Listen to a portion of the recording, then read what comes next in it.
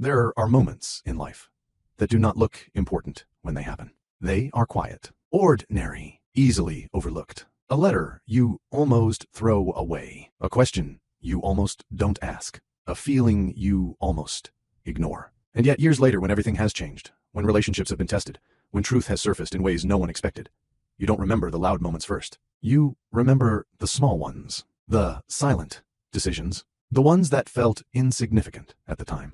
Because the truth about life, and especially about love, is this: it is rarely destroyed by one dramatic event. It is shaped, protected, or quietly threatened by 1,000 small choices no one notices in the moment. Now imagine this. You are married to a billionaire. Your life is stable, peaceful, respectful, no scandals, no shouting, no visible enemies. And yet, behind polite smiles and elegant conversations, someone is slowly, strategically, and quietly trying to erase you from your own marriage. Not with drama, not with open confrontation, but with paperwork, pressure, reputation, influence. Would you notice? Or would you, like most emotionally intelligent people, dismiss the signs as coincidence?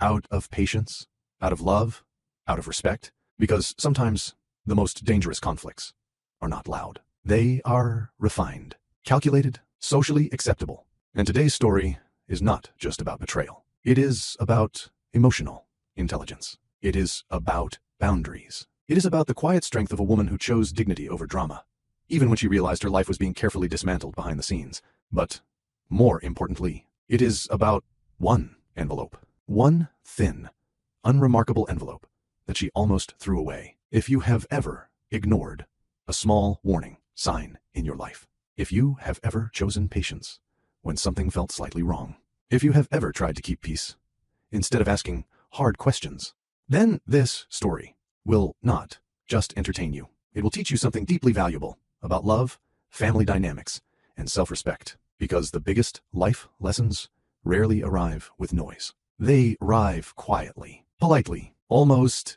invisibly. So before we begin, take a moment and reflect. Have you ever looked back on your life and realized that a single small decision changed everything? If yes, you are already going to understand Ava. And if you believe stories that teach life lessons about relationships, dignity, and emotional strength truly matter, then take a second to like this video, subscribe to the channel, and share your thoughts in the comments.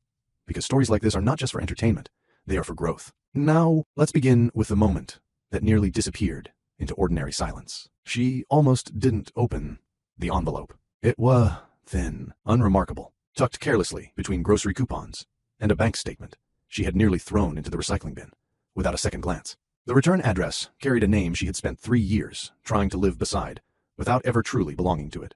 Whitmore. Ava paused, her fingers resting lightly on the edge of the paper. Dinner simmered quietly on the stove behind her. The soft hum of the dishwasher blended with the faint ticking of the wall clock. Outside, the late afternoon sun stretched across their quiet Connecticut street, casting long golden shadows that made everything feel calm, predictable, safe. It was the kind of peaceful domestic moment people often assume means a marriage is healthy. And in many ways, hers was, which is exactly why the envelope felt so easy to ignore. She set it back on the counter. For a moment, her attention returned to the pot on the stove. She stirred slowly, methodically, the way she always did.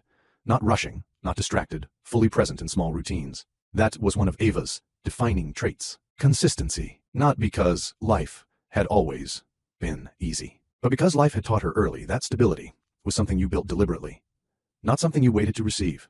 As the oldest child in a household where emotions often ran louder than logic, she had learned to observe before reacting, to think before speaking, and to maintain calm even when uncertainty crept in quietly. That same emotional discipline later shaped how she loved. Not loudly, not dramatically, but reliably. She wiped her hands on a dish towel. Her eyes drifted back to the envelope again. Still there, still silent, still seemingly insignificant. Most people would have ignored it until morning. Some would have forgotten it entirely. And for a brief second, Ava almost did exactly that. But something, not fear, not urgency, just instinct, made her pick it up again. That was the decision. Small, quiet, barely noticeable. And yet, years later, when she would replay the timeline of everything that followed, she would always return to this exact moment in her kitchen, standing between a simmering dinner and a thin envelope with the name Whitmore printed neatly in the corner. She slid a finger under the seal. The paper opened with a soft, almost harmless sound. At that time, Ava did not know she was opening the first door to a truth her husband himself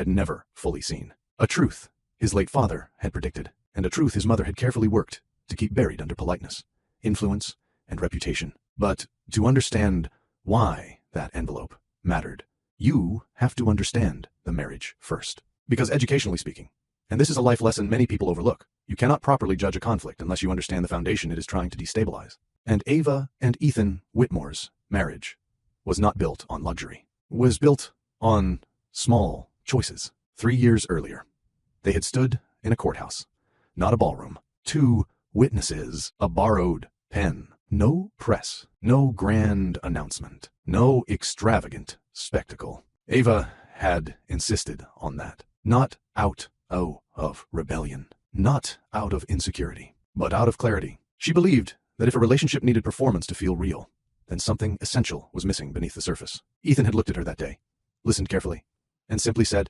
"Okay, what makes you comfortable?" No arguments, no persuasion, no mention of family expectations, just acceptance. At the time, Ava interpreted it as kindness. Later, she would understand it as something more complex. Habit. Ethan Whitmore was a billionaire who negotiated multi-million-dollar decisions with precision and confidence in boardrooms. Yet at home, he deferred over things like curtain colors, grocery brands, and where the shoe rack should be placed near the door. Not because he lacked strength, but because he had been raised in an environment where peace was maintained through quiet compliance. And at the center of that environment was a woman who never needed to raise her voice to control a room. Eleanor Whitmore. The first time Ava visited the Whitmore estate, she did not focus on the architecture, the staff, or the wealth that surrounded every polished surface. She noticed something far more educational and far more revealing. Ethan's posture the moment his mother entered the room.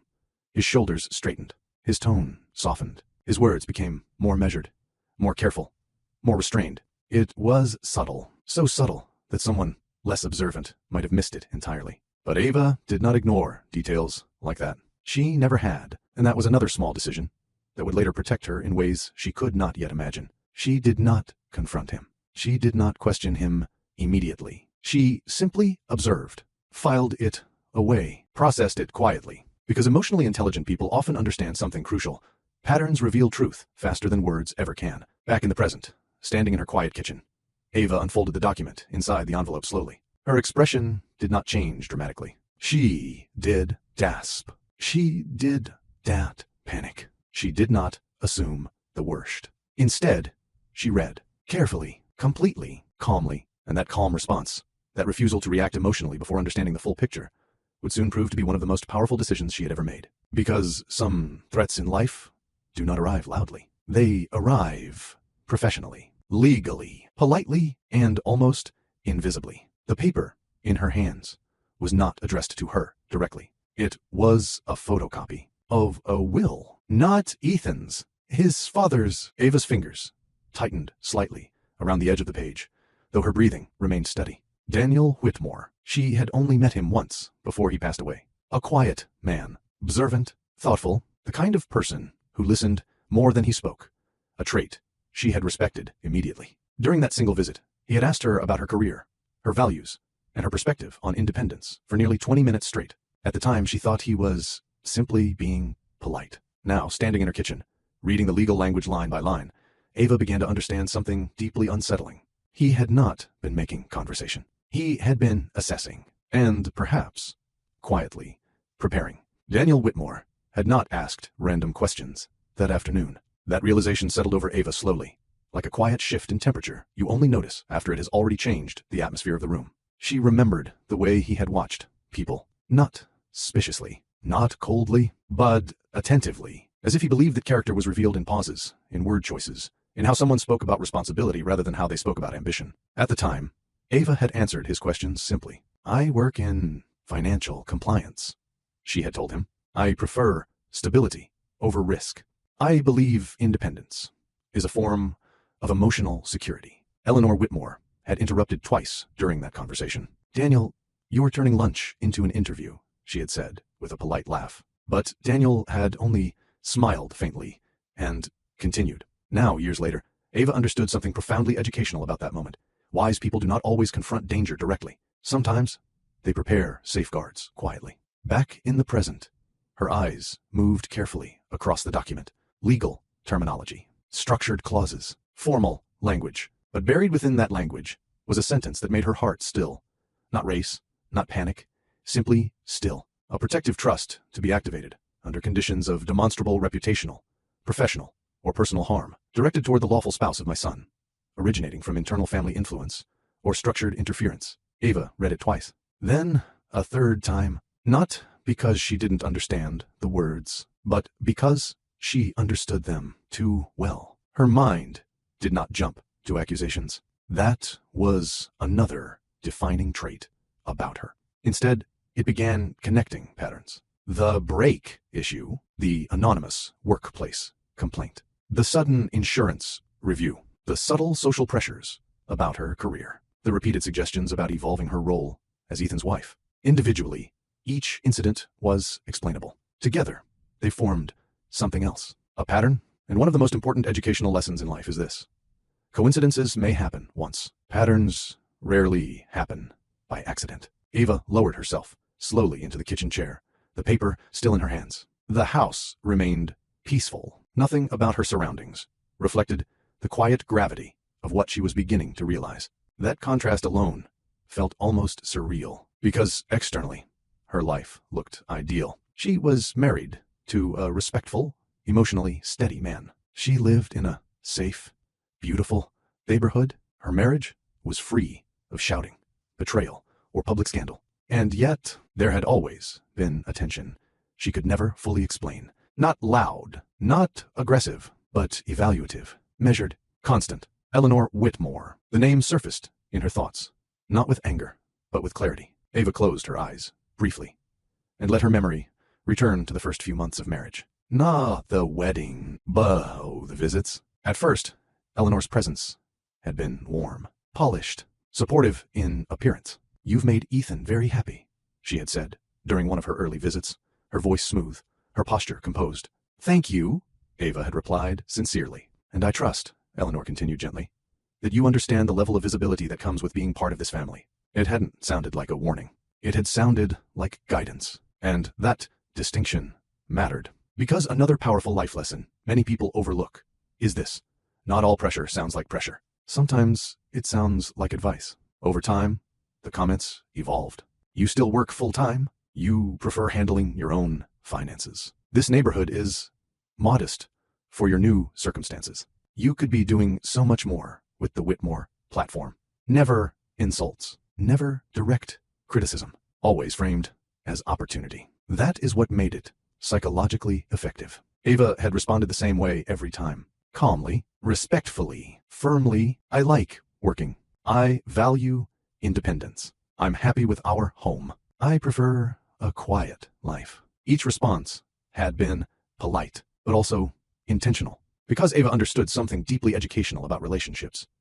Boundaries do not need to be loud to be strong. She set them early and consistently, even with Ethan, especially with Ethan. When they first married, he had gently suggested she didn't have to continue working. "You have options now," he had said carefully one evening, as they reviewed their shared expenses. She had smiled, not offended, not defensive. "I know, but I like knowing my life stands on its own legs." He didn't argue. He didn't persuade. He simply nodded. "I respect that." And he never brought it up again. At the time, she saw it as kindness. Later, she recognized it as something even more valuable: respect for autonomy. Their marriage had grown through routines rather than grand gestures. Morning coffee together before he left for work. Shared grocery lists stuck to the refrigerator. Alternating laundry days. Quiet conversations about finances and future planning. Ethan repaired things around the house himself, even though they could easily hire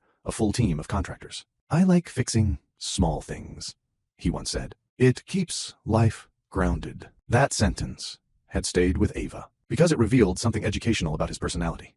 Despite immense wealth, he sought normalcy, and perhaps, subconsciously, emotional safety, which explained another pattern she had noticed over time. Conflict, avoidance, not weakness, not indifference, conditioning. Whenever Eleanor visited and conversations shifted toward expectations, public image, or long-term legacy, Ethan's behavior changed subtly. His tone softened. His responses became shorter. He redirected topics gently, instead of disagreeing directly. Mom, would you like some tea? That's an interesting perspective. We'll think about it. Never confrontation, always deflection. And for a long time, Ava chose to interpret that as emotional balance, until the coincidences began. The first one had been the car. Her brakes felt unusually soft one morning on her way to work. Not dangerously failing, just off. The mechanic later described it as abnormal wear patterns. Strange, but not impossible. Then came the audit notice at her workplace. An anonymous ethics complaint. Thoroughly investigated. Ultimately dismissed, but professionally stressful nonetheless. Then the insurance inspection request for their home, filed under a report of potential structural concerns.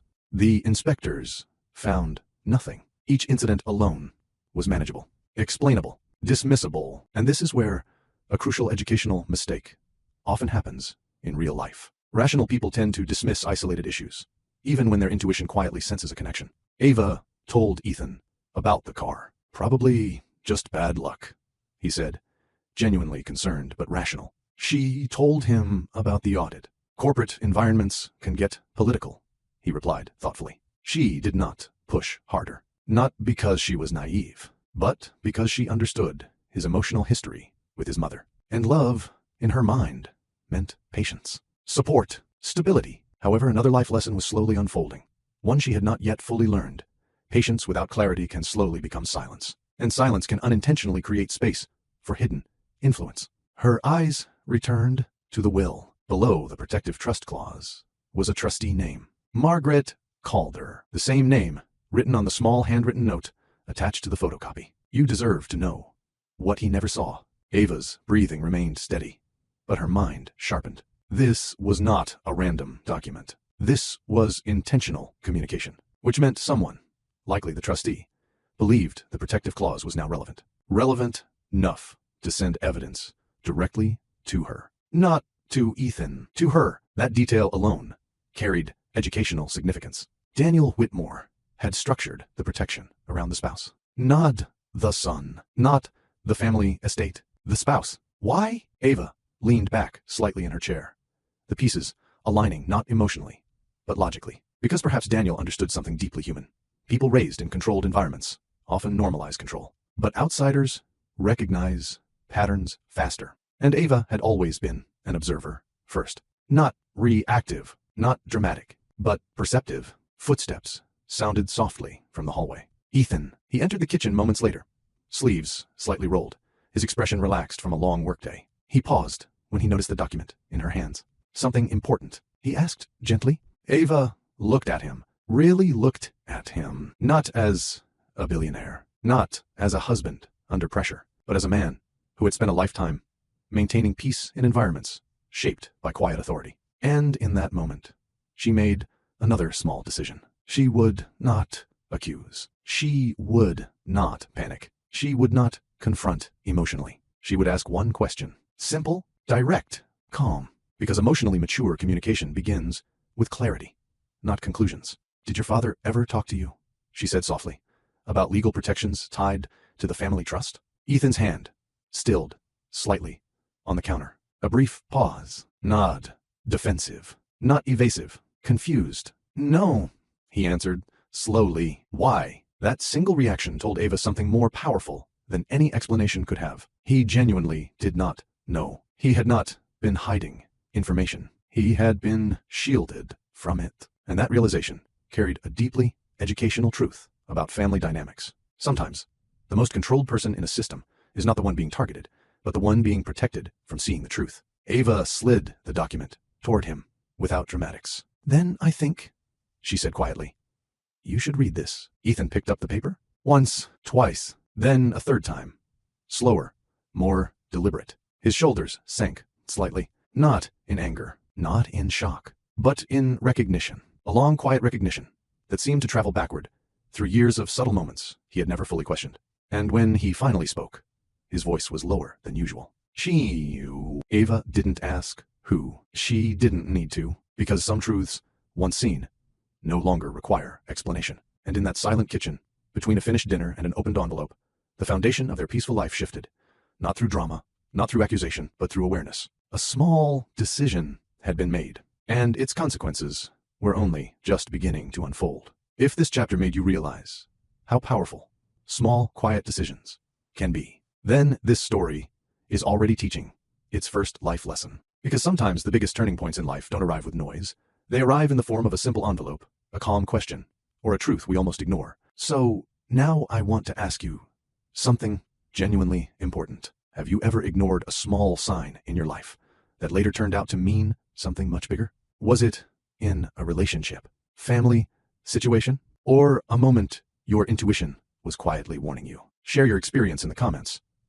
Your story might help someone else learn a life lesson they truly need. And if you believe stories that teach emotional intelligence, dignity, and real-life relationship lessons deserve more space on YouTube, make sure you like this video, subscribe to Love Stories by Mr. Johnson, and turn on notifications so you never miss the next chapter of this deeply educational and inspiring journey. Because in Chapter 2, you will begin to see something even more revealing: how a peaceful marriage built on consistency slowly became the silent target of influence, control, and psychological pressure, and the subtle mistakes that allowed it to happen. And trust me, the next life lesson about love, boundaries, and emotional maturity might change how you see relationships forever. There is a common misconception about marriage. Many people believe that love is proven through grand gestures, expensive gifts, dramatic sacrifices, or overwhelming displays of affection. But in reality, the strongest marriages are often built in the quiet spaces no one applauds. Morning routines, shared responsibilities, respect in small decisions, consistency when emotions are calm, not just when they are intense.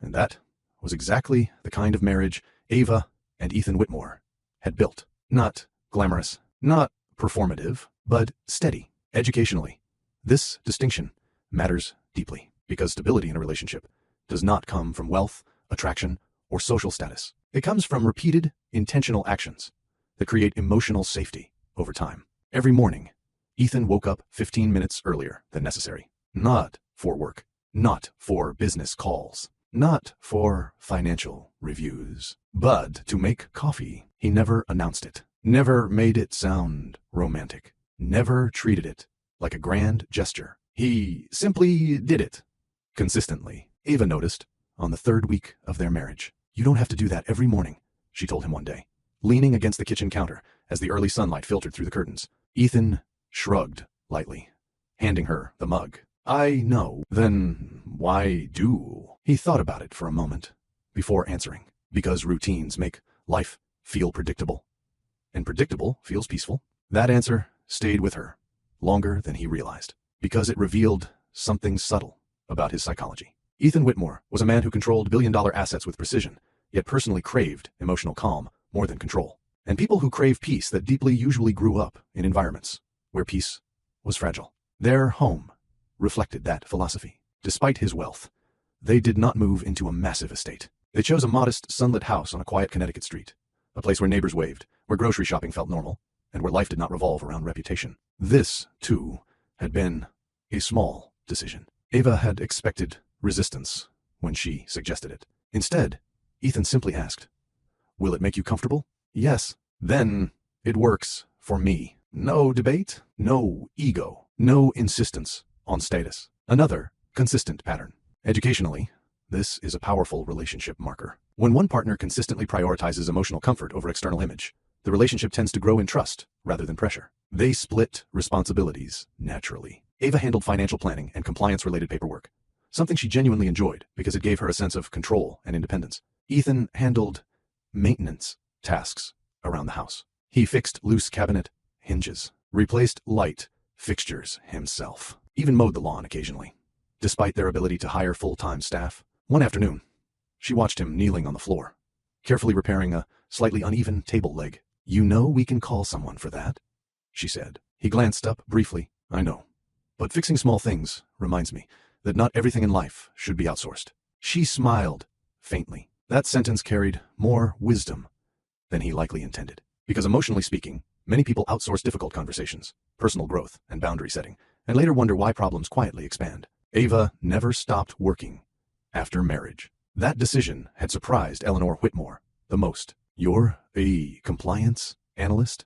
Eleanor had asked during an early visit, her tone polite but observant. Yes, and you plan to continue? Yes. A brief silence followed. Not awkward, not hostile. Measured. You do understand, Eleanor continued gently, that your circumstances have changed significantly. Ava folded her hands calmly in her lap.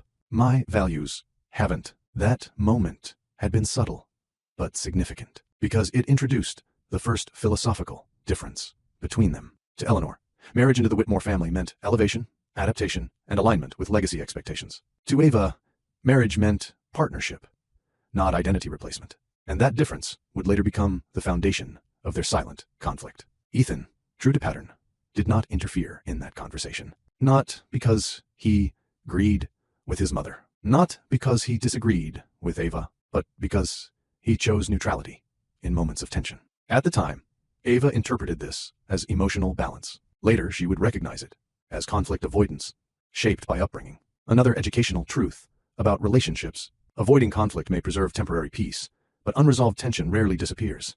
It simply becomes quieter and more strategic. Their evenings were simple. Dinner together, occasional conversations about work, shared reviews of schedules and plans. They spoke openly about finances, something many couples avoid, often to their own long-term detriment. Transparency, Ava believed, was a form of emotional security, and Ethan respected that belief without resistance. I like that you track everything, he once told her, while reviewing their household expenses. It helps me feel prepared, she replied. Prepared for what? She paused briefly. For life being unpredictable. He nodded slowly, as if that answer resonated with him on a deeper level than she initially understood, because unpredictability was something Ethan had quietly managed his entire life, especially within his family structure. Then came Eleanor's increased visits. At first, they were occasional, then monthly, then unexpectedly frequent.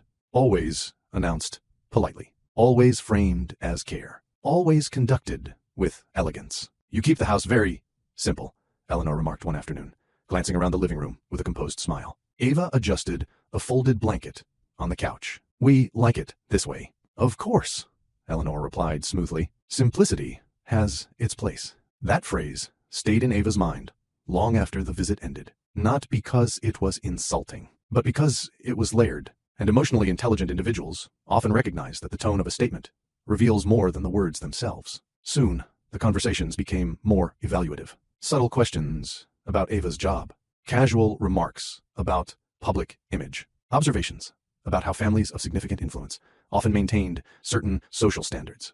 Ethan's responses followed the same predictable pattern.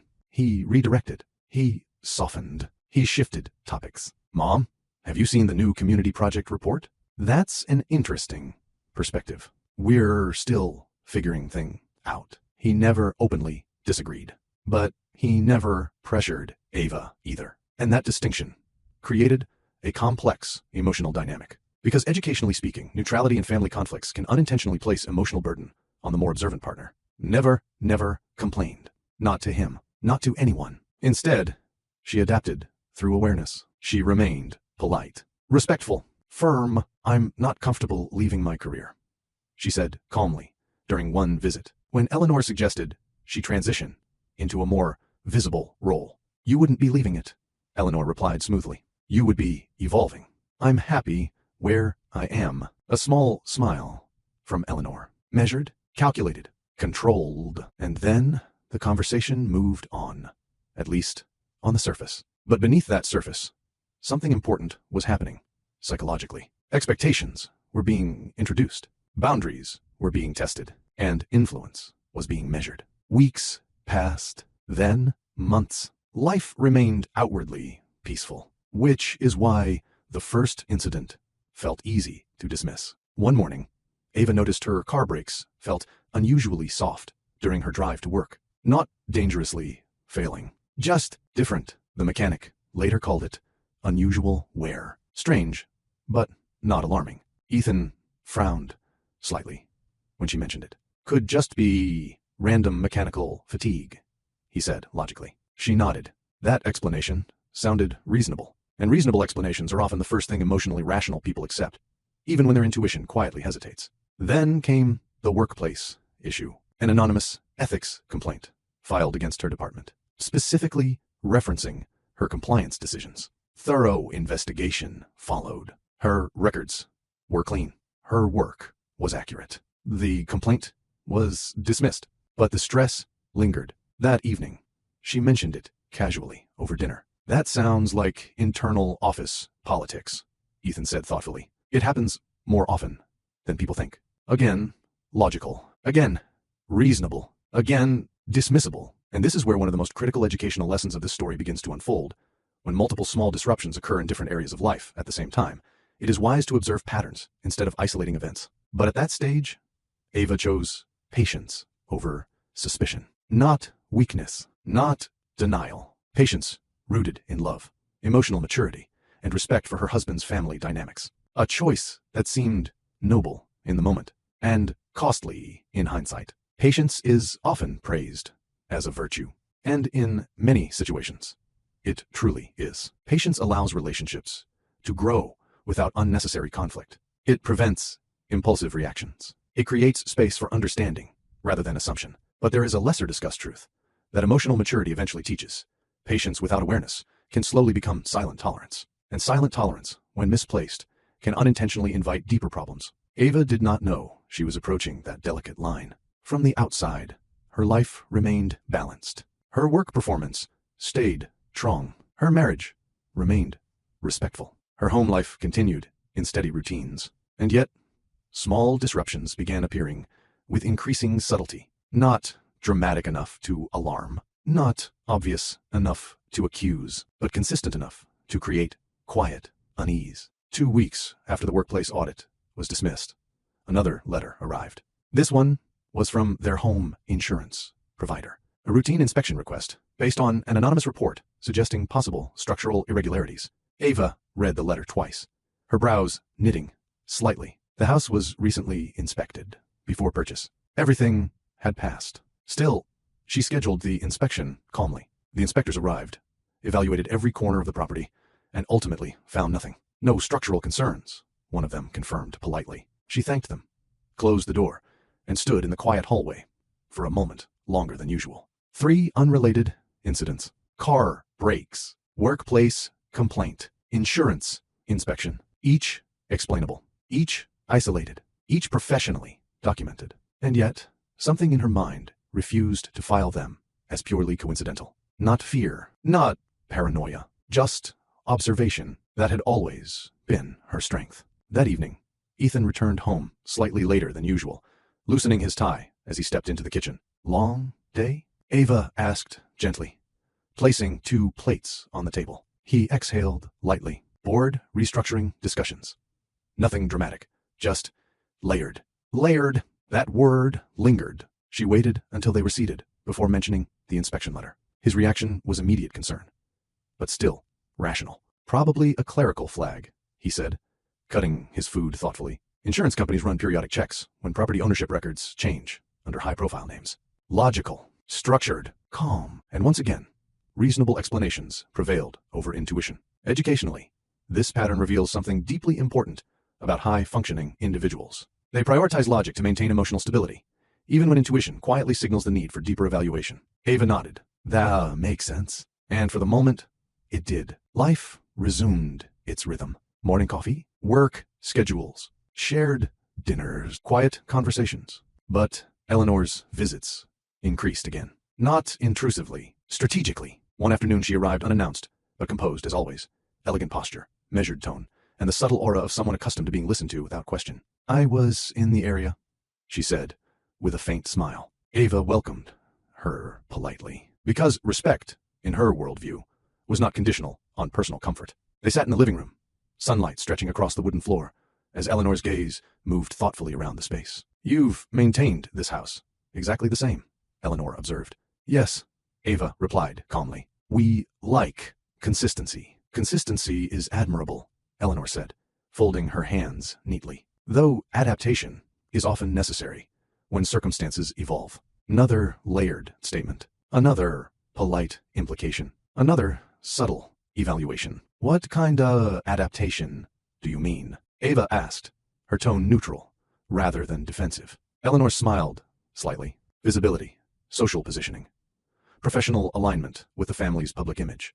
Ava held her gaze steadily. I prefer my career. A brief silence followed. Not tense, not explosive, just measured. You're intelligent, Eleanor continued softly. Surely you understand that being part of a family like ours invites attention. I understand attention, Ava replied.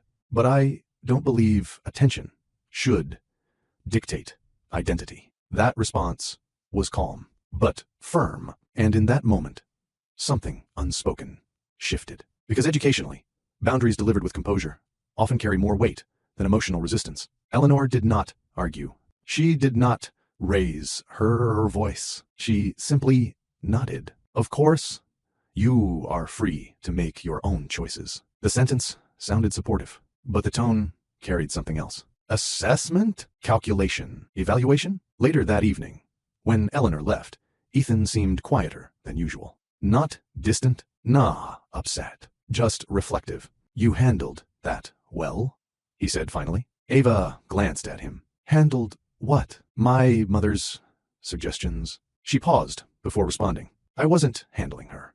I was expressing my boundaries. He nodded slowly, absorbing that distinction. Another educational moment unfolded quietly between them, because many people confuse politeness with agreement. But Ava understood that politeness and personal boundaries can coexist. She's protective of the family legacy, Ethan added after a moment. I believe that, Ava replied gently, but protection shouldn't feel like redirection. He didn't respond immediately. Instead, he leaned back slightly, his expression thoughtful, in a way she had begun noticing more often. That expression usually meant he was internally processing something deeper than he verbalized. That, too, was part of his emotional pattern. Ethan was not a reactive man. He was a reflective one, which explained why, growing up under a highly controlled and influential parent, he had developed a habit of maintaining peace through quiet adaptation rather than confrontation. Educationally, childhood environments shape adult conflict responses more than most people realize. Those raised around strong authority figures often learn to avoid escalation, to maintain harmony, to suppress discomfort until clarity becomes unavoidable. Days passed without incident. Then came the fourth disruption. This time, it involved paperwork. A minor delay in processing a financial compliance file at Ava's workplace flagged for additional verification. Unusual, but not alarming, except when she reviewed the internal system notes and noticed the verification request originated from an external advisory recommendation tied to a consulting firm she did not recognize. Still, she followed procedure. Professionally, calmly, precisely, the verification cleared within days. But a pattern was becoming increasingly difficult to ignore. And yet, she still chose not to accuse. Why? Because love, when grounded in emotional maturity, often prioritizes understanding before confrontation. And Ava deeply respected Ethan's emotional history with his family. She knew confrontation with his mother would not be a simple disagreement. It would be a structural shift in his lifelong psychological balance. That night, as they folded laundry together in the living room, another routine that symbolized their grounded lifestyle, Ethan spoke unexpectedly. Do you ever feel, he began slowly, that small things have been slightly off lately? Ava's hands paused briefly on a folded towel. Not dramatically, just long enough to acknowledge the significance of his question. Yes, she answered, honestly. He nodded, as if confirming an internal observation rather than reacting to new information. I've noticed subtle irregularities in a few business correspondences, too, he admitted. Nothing illegal, nothing obvious, just unusual timing. That admission mattered more than he realized, because it meant awareness was beginning to surface. And awareness is always the first step toward truth. Do you think it's connected? He asked quietly. Ava chose her words carefully. I don't know yet, she said, but I believe repeated patterns deserve attention, not dismissal. He looked at her then, not as someone reacting emotionally, but as someone recognizing her consistent analytical clarity. Another educational truth revealed itself in that moment. Strong partnerships grow when both individuals respect each other's perception of reality, even before full evidence exists. I trust your judgment, he said simply. Not dramatic, not performative, just sincere. And that sentence reinforced the foundation of their marriage more than any grand declaration ever could. But even trust, when tested by external influence, requires more than patience. It requires clarity, and clarity was now approaching.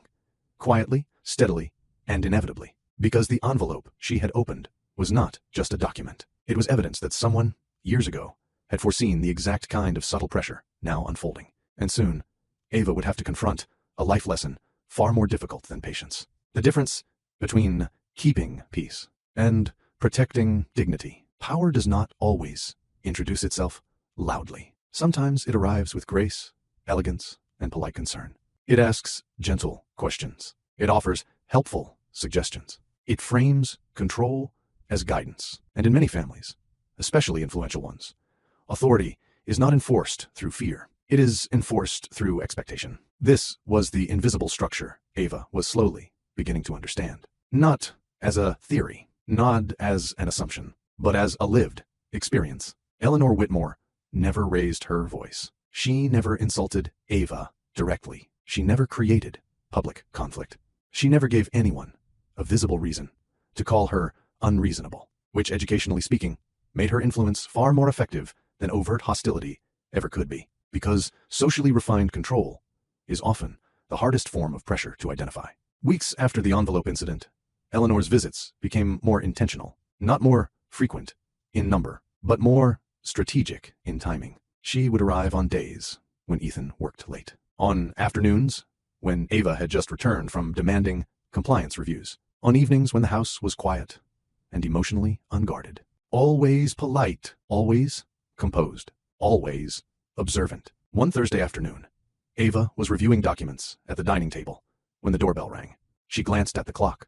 3:12 p.m. Unexpected. When she opened the door, Eleanor stood there, impeccably dressed as usual, her expression warm yet unreadable. "I hope I'm not interrupting," she said smoothly. "Not at all," Ava replied, stepping aside. That response was intentional, not submissive, not overly welcoming, just respectful. Because Ava believed in something deeply educational. Respect should not disappear simply because discomfort exists. They settled in the living room, sunlight filtering softly through the curtains. Eleanor's eyes moved across the space again, taking in every unchanged detail. The modest furniture, the neatly arranged bookshelves, the absence of extravagant decor. "You've kept everything very consistent," Eleanor noted. "Yes," Ava said, calmly. "We value stability." A faint smile touched Eleanor's lips. "Stability is admirable," she replied, "though sometimes growth requires transformation." Ava recognized the pattern instantly. Not a command, not a criticism, a philosophical suggestion. "What kind of transformation?" Ava asked gently. Eleanor folded her hands with measured precision. "Public alignment, social positioning, visibility befitting your role." "My role as Ethan's wife?" Ava clarified. Eleanor tilted her head slightly. "As a Whitmore." There it was, subtle but significant. Educationally, identity pressure often begins with language shifts, from individual identity to collective identity expectations. "I see myself as Ava first," she replied calmly, "and Ethan's partner second. Not a public figure." The room remained quiet for a moment. Not tense, not confrontational, just psychologically charged. Eleanor's smile remained intact. "You are intelligent," she said softly. "But families of influence do not function as isolated individuals." Ava met her gaze without hostility. Healthy families also respect individual boundaries. That statement was not emotional. It was principled. And principles, when expressed calmly, often carry more weight than emotional defenses. Eleanor did not argue further. Instead, she shifted topics gracefully. Another strategic behavioral pattern Ava had begun noticing. "How is your work progressing?" she asked. "Well," Ava replied, "I imagine compliance analysis can be quite limiting for someone in your position." "In what way?" "In exposure, in influence, in long-term relevance." The words were smooth, but the implication was clear. Career redirection. Again, consistently, subtly, and this repetition itself was educational, because repeated suggestions are rarely accidental. They are often strategic attempts to reshape priorities over time. "I value my independence," Ava answered. "And independence is admirable," Eleanor replied instantly. "But interdependence within a family structure is equally important." Ava absorbed that sentence carefully. It was not wrong. But it was incomplete, because interdependence, without respect for autonomy, becomes quiet control. Before she could respond, Eleanor continued. You must understand, Ava, that legacy families operate differently. Decisions are rarely individual. They are systemic. And marriage, Ava said gently, is also a system built on mutual respect. For the first time, Eleanor's smile paused. Just slightly. A subtle micro-reaction, but Ava noticed. Because she always noticed. Another life lesson quietly reinforced itself. Observant individuals detect shifts long before conflicts become visible. Later that evening, Ethan returned home to find the atmosphere unusually calm. Not tense, not dramatic, just reflective. Mom stopped by, he asked, after noticing the tea set still on the table. Yes, Ava replied. He loosened his tie slowly. What did she want? The question was casual, but underneath it was something deeper. Expectation, experience, history, conversation, Ava said honestly. He gave a small nod, as if that single word explained more than a detailed summary ever could. That reaction alone revealed something educational about his upbringing. He was accustomed to conversations that carried layered intentions. They ate dinner quietly at first, not out of discomfort, but out of thoughtfulness. Finally, Ethan spoke. Has she mentioned your career again?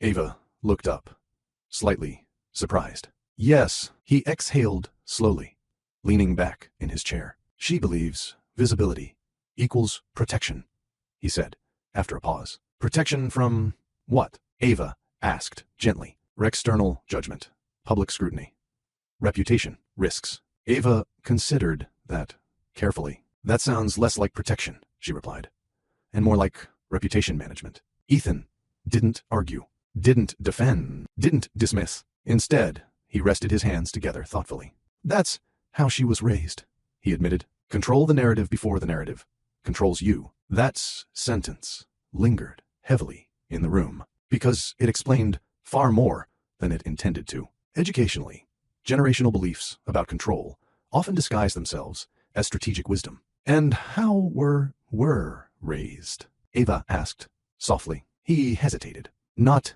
defensively, reflectively, to maintain peace, he said finally. Even when tension existed, there was no bitterness in his voice, only honesty. And that honesty marked another subtle shift in their marriage dynamic, because awareness, once spoken aloud, cannot easily return to silence. Ava nodded slowly. That explains why you redirect conversations, instead of confronting them. He gave a faint, almost self-aware smile. I suppose it does. The conversation ended there, not unresolved, but incomplete. And incompleteness, when combined with emerging patterns, often signals an approaching turning point. 3 days later, another coincidence occurred. This time, it involved a social invitation, a formal charity gala, hosted by one of the Whitmore family's long-standing institutional partners. The invitation arrived, addressed to Mr. and Mrs. Ethan Whitmore, not Ava Whitmore, not Ava and Ethan. Mrs. Ethan Whitmore. Ava stared at the envelope for a moment longer than necessary. A small detail, but educationally significant. Language reflects perception. And perception, when consistently framed by external institutions, often reveals underlying influence. When Ethan saw the invitation later that evening, his reaction was subtle, but telling. They usually personalize names, he said, brows slightly furrowed. Usually? Ava asked. Yes, especially for family events. He picked up the card again, reading it more carefully. Another pause, longer this time. And in that silence, a realization began forming. Not dramatic, not immediate, but gradual. Just like everything else in their life. Gradual, layered, quiet, and increasingly impossible to dismiss as coincidence. Details matter more than most people realize. Not the loud ones, not the dramatic ones, but the small, consistent details that quietly repeat until they form a pattern too structured to ignore. The gala invitation remained on the kitchen counter overnight. Neither Ava nor Ethan moved it, not intentionally, but subconsciously, as if both of them recognized that the envelope represented something larger than a simple social event. The next morning, while preparing coffee, Ava glanced at it again. Mrs. Ethan Whitmore. The wording still felt deliberate. Not offensive, not aggressive, just reductive. Educationally, language is often the first place where identity pressure becomes visible. When institutions adjust how they address you, they are often reflecting how they have been instructed to perceive you. Ethan noticed her gaze, lingering on the invitation. They've never done that before, he said quietly. Ava turned slightly. Dressing me, that. Yes, his tone carried something new. Not confusion alone. Awareness. And why do you think they did this time? She asked gently. He didn't answer immediately. Instead, he picked up the card again, reading the formal script, as if searching for something beneath the ink. I don't know, he admitted finally. But it feels intentional. That word hung in the air. Intentional. Because once a person begins to recognize intention behind patterns, dismissal becomes much harder to maintain. Educationally, this moment marked a psychological shift in Ethan. For weeks, he had rationalized isolated incidents logically. Now, he was beginning to observe them contextually, and that difference was significant. Later that afternoon, his executive assistant called. Mr. Whitmore, the gala seating arrangements were updated this morning, she informed him. Updated how? He asked calmly. You and your mother are listed at the primary legacy table. Mrs. Whitmore is seated at the institutional partners section. Silence followed. Not long, but heavy. Ava, seated across the room reviewing compliance files, did not interrupt. She simply listened, her expression neutral, her mind attentive. That must be a mistake, Ethan said evenly. That was my assumption as well, the assistant replied carefully. However, the adjustment came directly from the host committee. Who chairs the committee? He asked. Another pause. Mrs. Eleanor Whitmore is a senior advisory member. The call ended politely, but the implications did not. Ava closed her laptop slowly, not dramatically, just deliberately. Separate seating? She asked. Ethan nodded once. That's usual. He didn't say unfair. He didn't say inappropriate. He didn't say manipulative. He said unusual, because his mind was still processing through logic rather than accusation. And that educationally is how emotionally conditioned individuals often approach uncomfortable realizations, gradually, cautiously, analytically. It could still be procedural, he added. It could, Ava agreed. And she meant it, because intellectual honesty requires considering all reasonable explanations before reaching conclusions. But internally, she cataloged the development as another data point, not an isolated event, part of a growing pattern.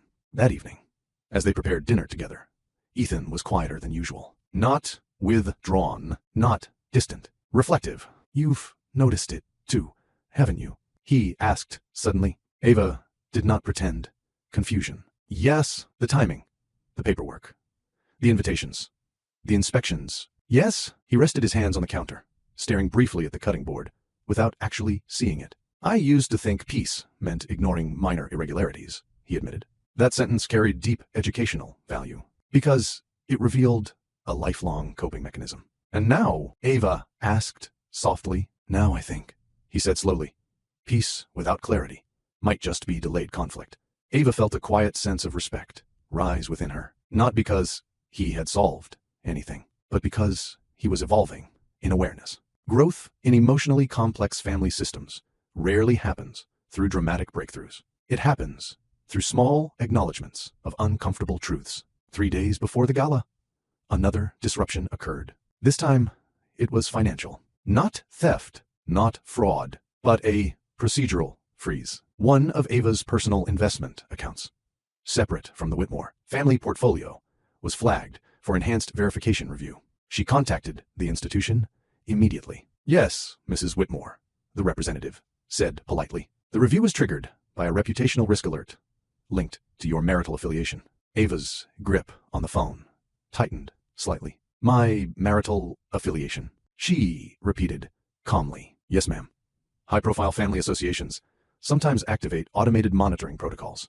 Who filed the reputational flag? She asked. Another pause. That information is confidential. Of course it was. When she ended the call, she did not panic. She did not accuse. She did what she always did. She documented date, time, language used, institutional justification. Because one of the most valuable educational habits in emotionally complex situations is evidence-based observation instead of emotional reaction. When Ethan came home that evening, she explained the situation factually, not dramatically, not emotionally, just clearly. He listened without interrupting. His expression did not shift into anger. It shifted into recognition. That's the third institutional irregularity connected directly to your identity, he said quietly. Fourth, Ava corrected gently, if we include the gala classification. He exhaled slowly, and for the first time since the envelope incident, his posture changed in a way Ava had only ever seen in boardrooms. Focused, analytical, deliberate. Not the conflict avoidant husband, but the strategic decision maker. That is no longer coincidence, he said. The statement was calm, measured, definitive, and educationally significant, because acknowledging a pattern does not require emotional escalation. It requires intellectual honesty. Do you think someone is influencing these institutions? Ava asked carefully. Ethan didn't answer immediately. Instead, he walked to the window, looking out at the quiet street that had once symbolized simplicity and normalcy. My mother sits on multiple advisory boards, he said, after a long pause. Not an accusation, a fact. She has influence over financial committees, charity institutions, and legacy event organizations. Another fact. And she believes reputation management is a form of protection. Ava remained silent, not because she lacked thoughts, but because she understood something deeply important. Allowing someone to reach their own realization is more powerful than forcing a conclusion upon them. He turned back toward her slowly. If she believes you are a reputational variable rather than a structural partner, he continued. He didn't finish the sentence. He didn't need to, because the implication was now clear. Not elimination through confrontation, but gradual marginalization through systems, perception, and institutional framing. Strategic, quiet, refined, and socially defensible. Ava felt no surge of anger, only clarity. Because emotionally mature individuals often experience realization not as explosive emotion, but as calm alignment of previously scattered observations. That aligns with the will, she said softly. Ethan's eyes lifted immediately. The will, the protective clause, the foresight of his father. And suddenly, the envelope no longer felt like an isolated warning. It felt like preparation. Long-term preparation. My father, Ethan murmured, almost to himself. He must have seen the pattern years ago. Yes, Ava replied gently. And he didn't confront it loudly. Why not? Ethan asked. Because, she said, meeting his gaze calmly. Some battles are not won through confrontation. They are managed through structure, documentation, and timing. Silence filled the room. But this time, it was not the silence of uncertainty. It was the silence of growing awareness. And awareness, once fully formed, changes the trajectory of every decision that follows. For the first time in their marriage, Ethan did not redirect the discomfort. He did not rationalize it away. He did not change the subject. Instead, he asked the question that would quietly shift everything. Do you feel targeted? Ava considered carefully before answering. Not emotionally, not defensively, truthfully. I feel, she said, strategically pressured. And in that precise, composed response, the situation moved from coincidence to recognition. Recognition changes everything. Not immediately, not dramatically, but structurally. Once a person moves from dismissal to awareness, the same events no longer feel random. They begin to form a narrative, one that was always present, but previously unacknowledged. And in emotionally complex situations, that shift is one of the most educational turning points a person can experience. Because awareness does not create problems. It reveals them. The morning after Ava admitted she felt strategically pressured, the house remained just as quiet as always. Coffee brewed at the same time. The dishwasher hummed softly. Sunlight stretched across the kitchen floor in familiar patterns. Externally, nothing had changed. Internally, everything had. Ethan moved more thoughtfully that morning. Not anxious, not agitated, deliberate. He checked his emails twice, instead of once, reviewed his schedule with unusual precision. Even his posture carried a subtle tension. Not fear, but focus. Ava noticed immediately. She always noticed. Educationally, heightened awareness often manifests first through behavioral shifts, not emotional outbursts. You're reviewing your calendar more carefully than usual, she observed gently. He glanced up, slightly surprised. I am. Why? A brief pause. Because if patterns are intentional, he said slowly, then timing is rarely accidental. That statement alone reflected a significant psychological evolution. Weeks ago, Ethan would have dismissed irregularities as coincidences. Now, he was analyzing them contextually, and context changes interpretation. They ate breakfast quietly, not out of discomfort, but out of mutual reflection. I have a board meeting today, Ethan added. 3 institutional partners will be present. Ava looked at him thoughtfully. The same institutions connected to the gala and the advisory networks? Yes. Another silence. Nod tense. Strategic, because emotionally mature communication does not require constant dialogue. Sometimes, shared understanding is communicated through calm acknowledgement rather than excessive discussion. Observe, don't assume, Ava said softly. He met her gaze and nodded once. Observe, don't assume. It was not just advice. It was a principle. And principles, when adopted intentionally, become behavioral anchors during uncertain situations. Hours later, Ava sat at her workspace, reviewing compliance reports, when her phone buzzed. No number. She hesitated for a moment before answering. Mrs. Whitmore? A composed female voice asked. Yes, this is Margaret Calder. Ava's posture straightened slightly. The trustee? The name from the envelope. I appreciate you taking this call, Margaret continued calmly. I understand. You received the document. Yes, Ava replied, her tone measured. A brief pause followed. Not awkward, but deliberate. I will speak plainly, Margaret said. Your father-in-law was not a dramatic man. He was an observant one. Ava felt a quiet sense of confirmation, rather than surprise. That aligns with my impression of him, she said. He anticipated structural pressure within the family dynamic. Margaret continued. Not overt hostility. Strategic influence. The phrasing was precise. Legal, calculated. Educationally, significant. Because it validated what Ava had been experiencing, without emotional exaggeration. Why send it now? Ava asked calmly. Because the protective clause is condition-based, Margaret replied, and multiple institutional irregularities connected to your identity have recently been flagged. Ava's grip on her pen tightened slightly. Not in fear, in clarity. So, the trust monitors. Reputational and procedural interference. She asked. Yes, and it determined the threshold was met. Not fully, Margaret clarified, but the pattern is approaching activation criteria. That distinction mattered deeply. Not crisis, not emergency. Pattern, escalation. Another crucial life lesson emerged quietly in that moment. Serious threats in structured environments rarely begin with dramatic attacks. They begin with subtle positioning. Has Ethan been informed? Ava asked. No, Margaret said directly. The clause was intentionally designed to prioritize the spouse's awareness first. Ava absorbed that information carefully because it revealed something profound about Daniel Whitmore's foresight. He had anticipated that his son might normalize influence due to upbringing, but an external perspective, especially one grounded in emotional independence, would detect patterns sooner. My role is not to create conflict, Margaret added. It is to ensure you are not structurally isolated. Structurally isolated. The phrase echoed in Ava's mind long after the call ended, because isolation in influential family systems is rarely physical.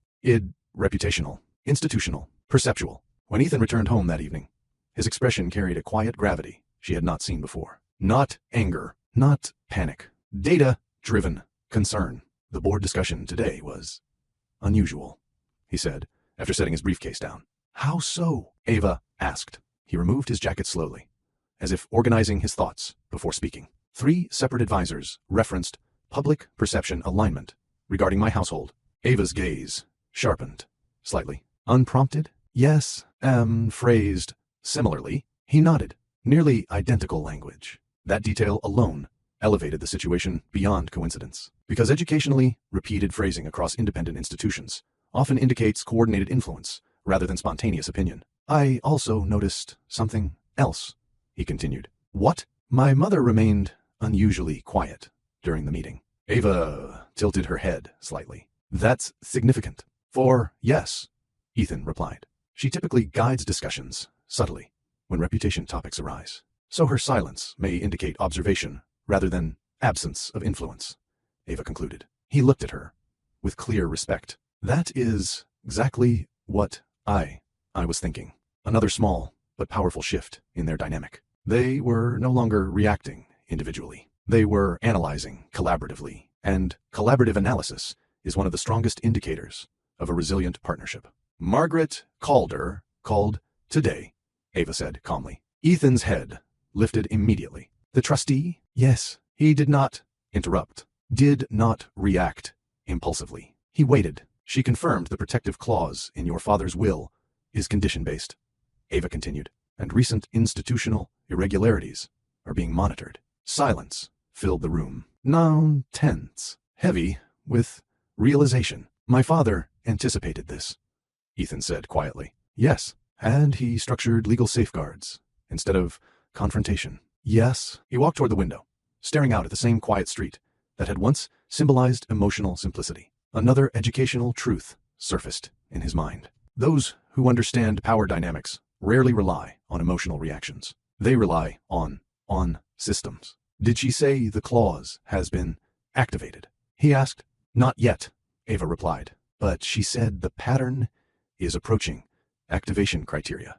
That sentence changed the atmosphere more than any dramatic revelation could have, because it introduced a measurable threshold. Not speculation, not assumption. Documented escalation. Ethan exhaled slowly, his composure intact, but his awareness fully engaged. For years, he said, almost to himself, I believed maintaining peace was the most responsible approach. Ava remained silent, allowing him to process. But peace, without investigation, he continued, may have unintentionally allowed structural pressure to grow. That realization was not self-blame. It was accountability. And accountability, educationally speaking, is a hallmark of emotional maturity. Do you regret choosing patience? He asked suddenly. Ava answered without hesitation. No. He looked at her, surprised. Why not? Because patience allowed us to observe patterns clearly, she said calmly. If we had reacted emotionally earlier, we might have dismissed the situation as conflict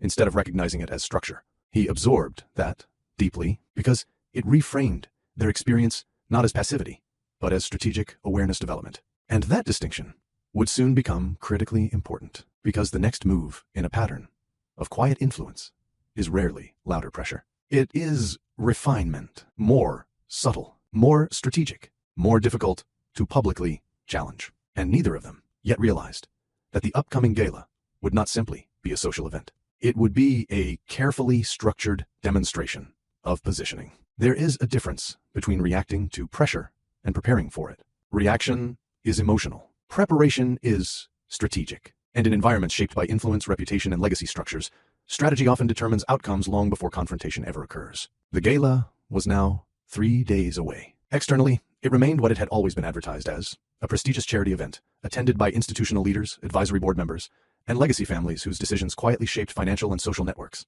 But internally, for Ava and Ethan, it had become something else. A pattern checkpoint, because educationally, high-influence environments rarely reveal intentions through direct conflict. They reveal them through positioning. That evening, Ava sat at the dining table, reviewing the invitation again, while Ethan reviewed his institutional calendar. They updated the seating chart twice today, he said calmly. Ava looked up.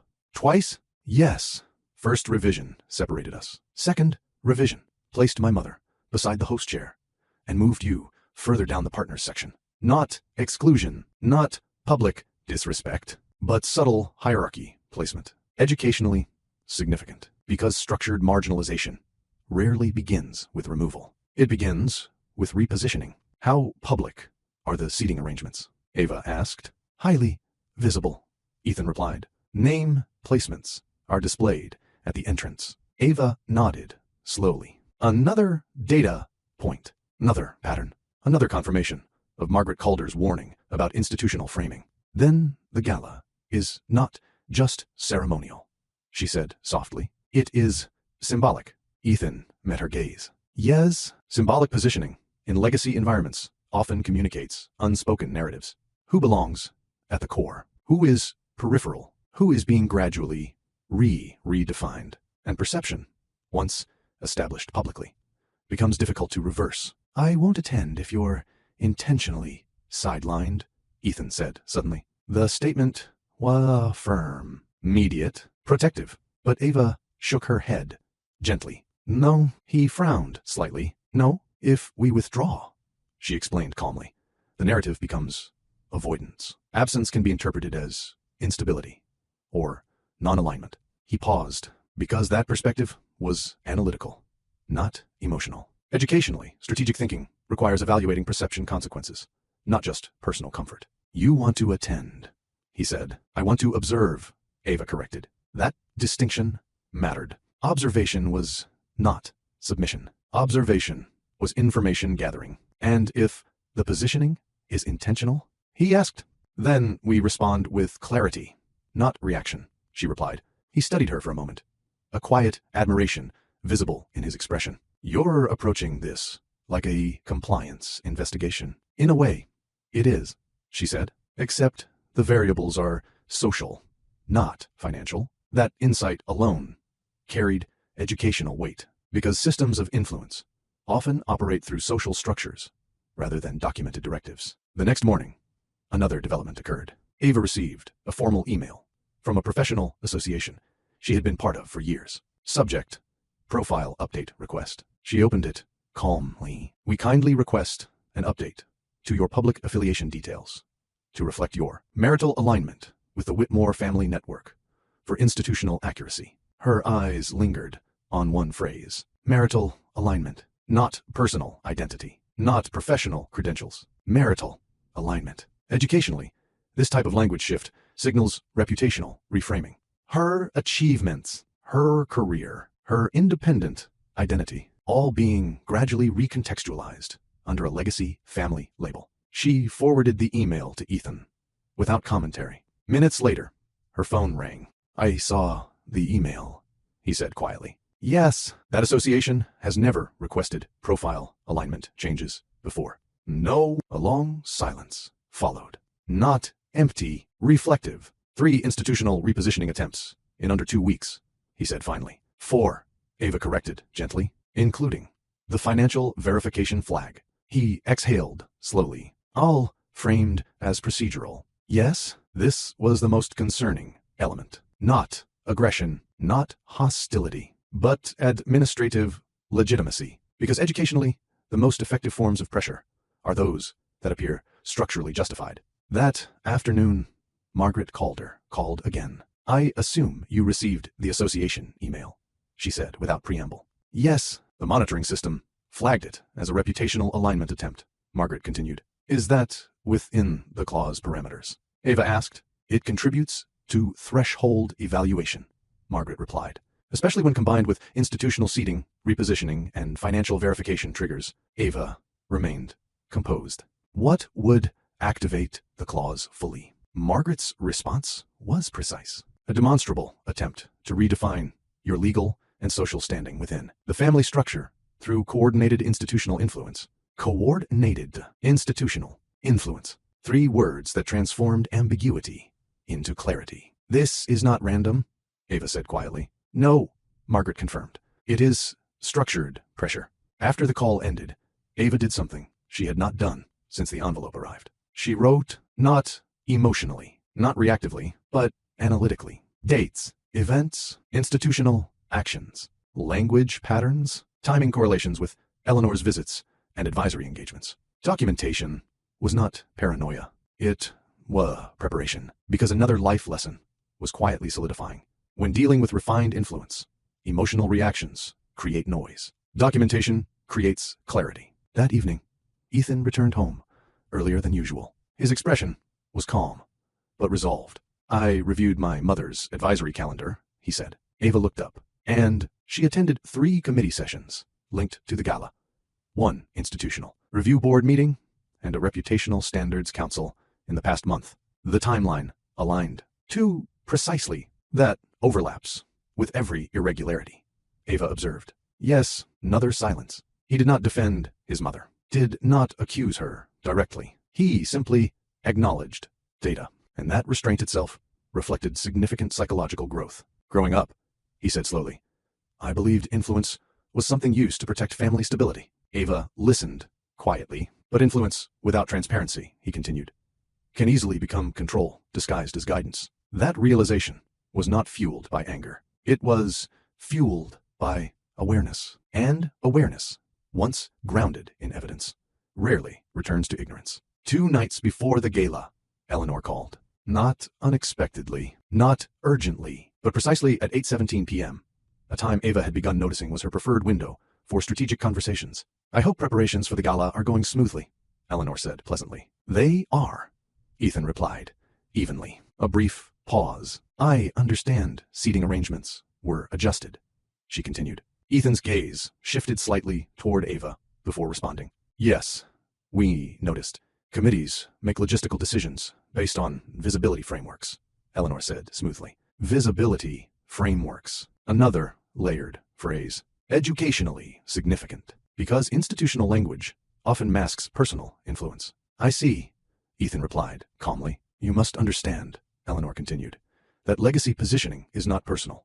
It is structural. Ava spoke for the first time. Structural positioning can still carry personal implications, she said gently. A small silence followed, longer than usual. I trust you both will represent the family with composure, Eleanor concluded. Not a request, not a demand, an expectation. After the call ended, the room remained quiet, not tense, focused. She didn't deny involvement, Ethan said softly. No, Ava replied. She reframed it, and reframing, educationally, is one of the most sophisticated influence strategies. It shifts perception without confirming action. I think the gala is a test, Ethan said after a long pause. A test of what? Ava asked. Positioning acceptance, he replied. If we comply silently, the new narrative becomes normalized. Ava absorbed that carefully, because he was no longer avoiding conflict. He analyzing structure. And if we don't react emotionally, she said slowly, we maintain narrative control. He looked at her with quiet clarity. Yes, for the first time since the envelope arrived, their alignment was not just emotional. It was strategic. That alignment would soon be critically important, because the gala would not begin with confrontation. It would begin with observation. And sometimes, the most powerful shift in any conflict is not when the pressure increases, but when the target becomes fully aware of the structure behind it. Not every battle announces itself with noise. Some unfold in silence through placement, perception, and carefully structured moments that appear ordinary to everyone, except the person being quietly repositioned. And the gala was designed to be exactly that kind of moment. Elegant, public, symbolic, educationally, high-influence environments rarely use open confrontation. They rely on optics. Who stands where, who is acknowledged first, who is introduced with full identity, and who is subtly redefined through association. The night of the gala arrived with an almost unsettling normalcy. Ava stood in front of the mirror, adjusting the sleeve of her dress, her movements calm, precise, and unhurried. She had chosen something elegant, but understated. Not extravagant, not attention-seeking, but dignified. Because dignity, she believed, did not need spectacle to be visible. Behind her, Ethan fastened his cufflinks in quiet focus. You don't look nervous, he observed. I'm not, she replied, honestly. He paused, slightly. Not at all? She turned to face him. I'm aware, she said. Not afraid. That distinction mattered more than either of them initially realized. Fear reacts. Awareness observes. And observation was their strategy. Another educational truth quietly surfaced in that moment. When entering environments shaped by influence, emotional composure is a form of power. They left the house at precisely 6:10 p.m. The drive to the venue was quiet. Not from tension, but from mental preparation. The city lights reflected across the car windows as the event hall gradually came into view. A grand architectural structure illuminated with warm gold lighting and lined with polished glass panels. Externally, it radiated prestige. Internally, it functioned as a stage. As they approached the entrance, Ava noticed the display board immediately. Name placements, institutional affiliations, legacy tables. Her eyes moved carefully across the polished list. Whitmore legacy table. Ethan Whitmore, Eleanor Whitmore, she paused. Then scanned further down. Institutional partners section.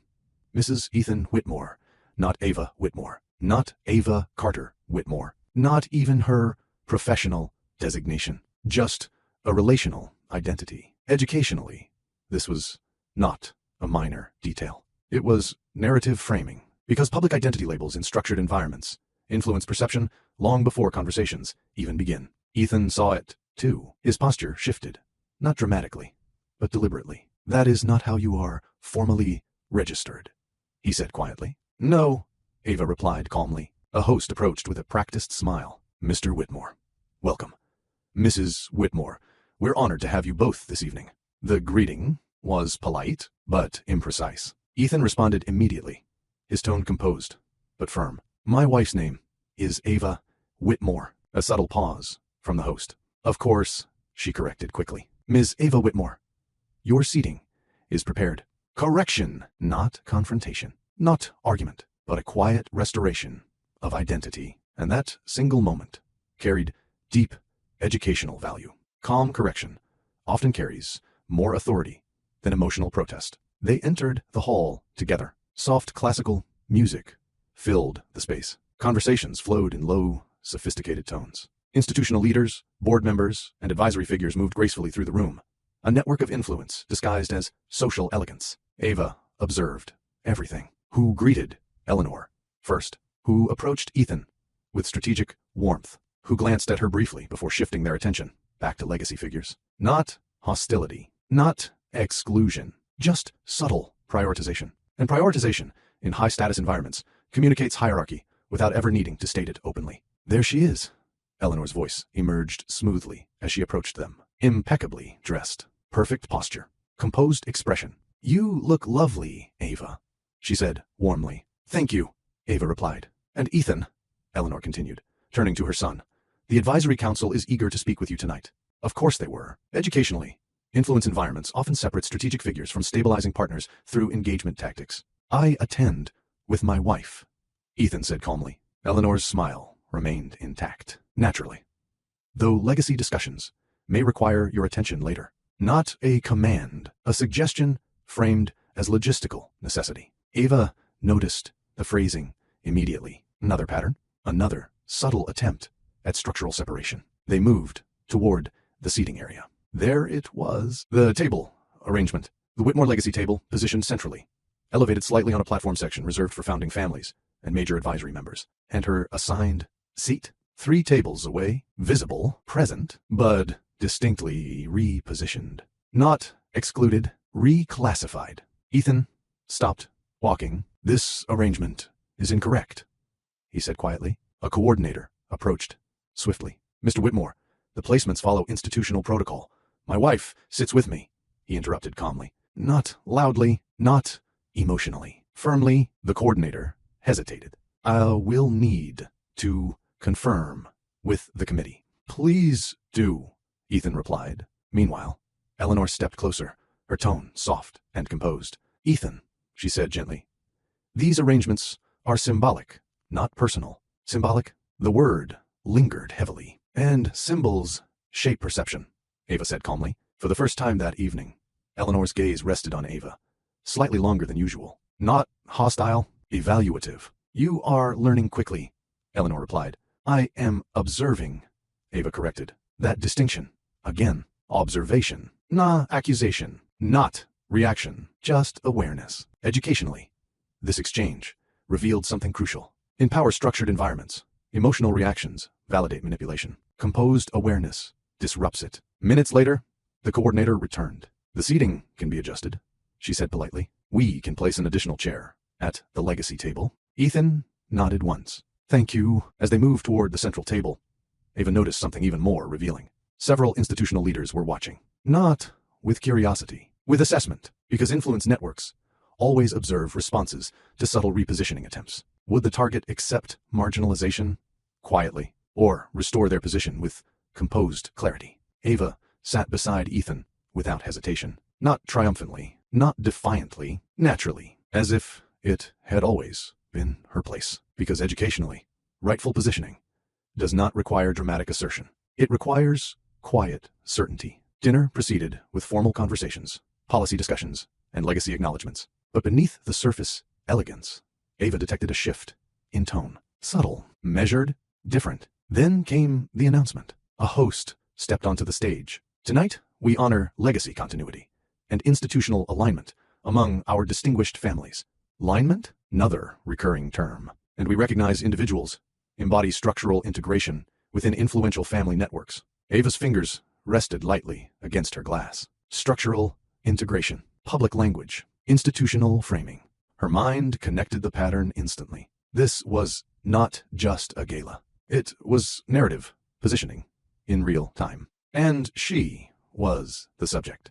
Not through direct mention, but through symbolic language. She glanced at Ethan. He had noticed too. His expression remained composed, but no longer neutral. Aware, fully aware. And awareness, once fully formed in a public setting, changes the trajectory of every interaction that follows. Because the next step in structured marginalization is rarely private. It is public validation of a reframed narrative. The stage lights were only beginning to warm. Public language is rarely accidental, especially in rooms filled with institutional leaders, advisory figures, and legacy families whose words are carefully chosen long before they are ever spoken aloud. When the host used the phrase structural integration within influential family networks, it did not sound personal to the room. It sounded formal, professional, abstract. But to someone observant, someone who had documented patterns, tracked language shifts, and experienced subtle institutional repositioning over weeks, it sounded unmistakably precise. Ava did not react outwardly. She did not tense. She did not whisper. She did not look around in alarm. She simply listened, because another deeply educational truth was unfolding in real time. Emotion seeks immediate answers. Awareness seeks complete context. And as we move forward, the host continued on stage.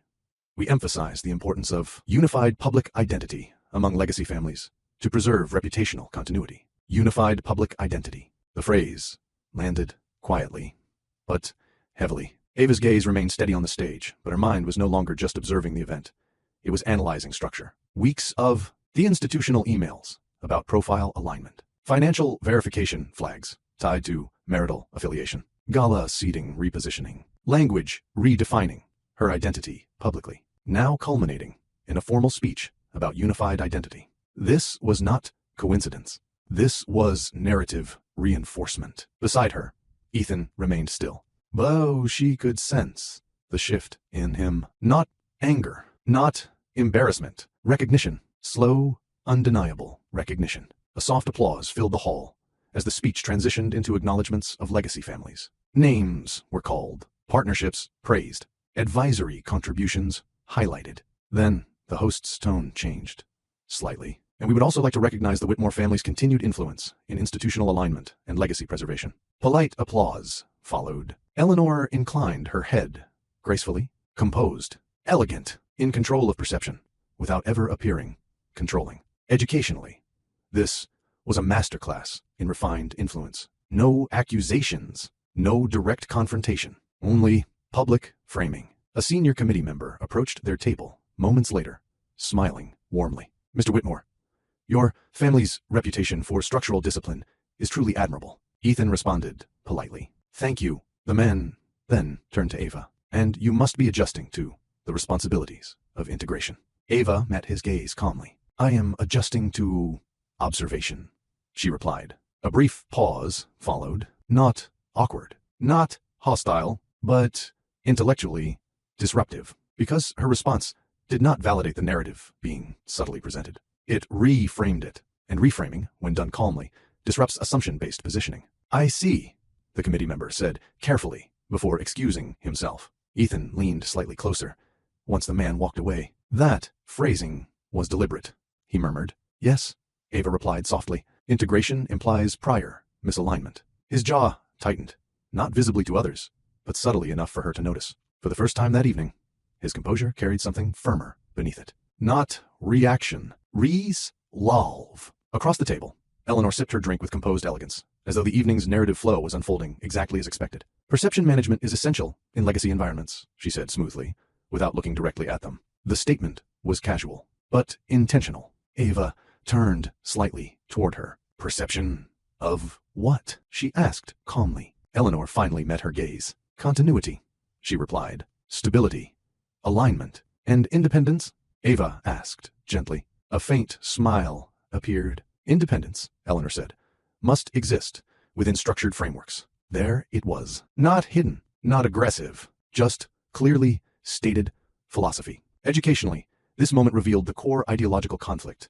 To Eleanor, identity should align with legacy structure. To Ava, identity should remain autonomous within partnership. Neither perspective was emotionally loud, but the implications were deeply significant. I believe, Ava replied calmly, that stability built on forced alignment becomes fragile over time. The table fell, briefly silent, not because of conflict, but because clarity had entered the conversation without emotional escalation. Ethan spoke next, not loudly, not dramatically, but with a steadiness Ava had never heard before in family settings. My wife is not a reputational variable, he said. The sentence was simple, measured, publicly stated, and profoundly important, because educationally, public acknowledgement in influence environments carries far more weight than private reassurance. Eleanor's expression did not change, but her silence lasted longer than usual. Of course, she said, finally. No one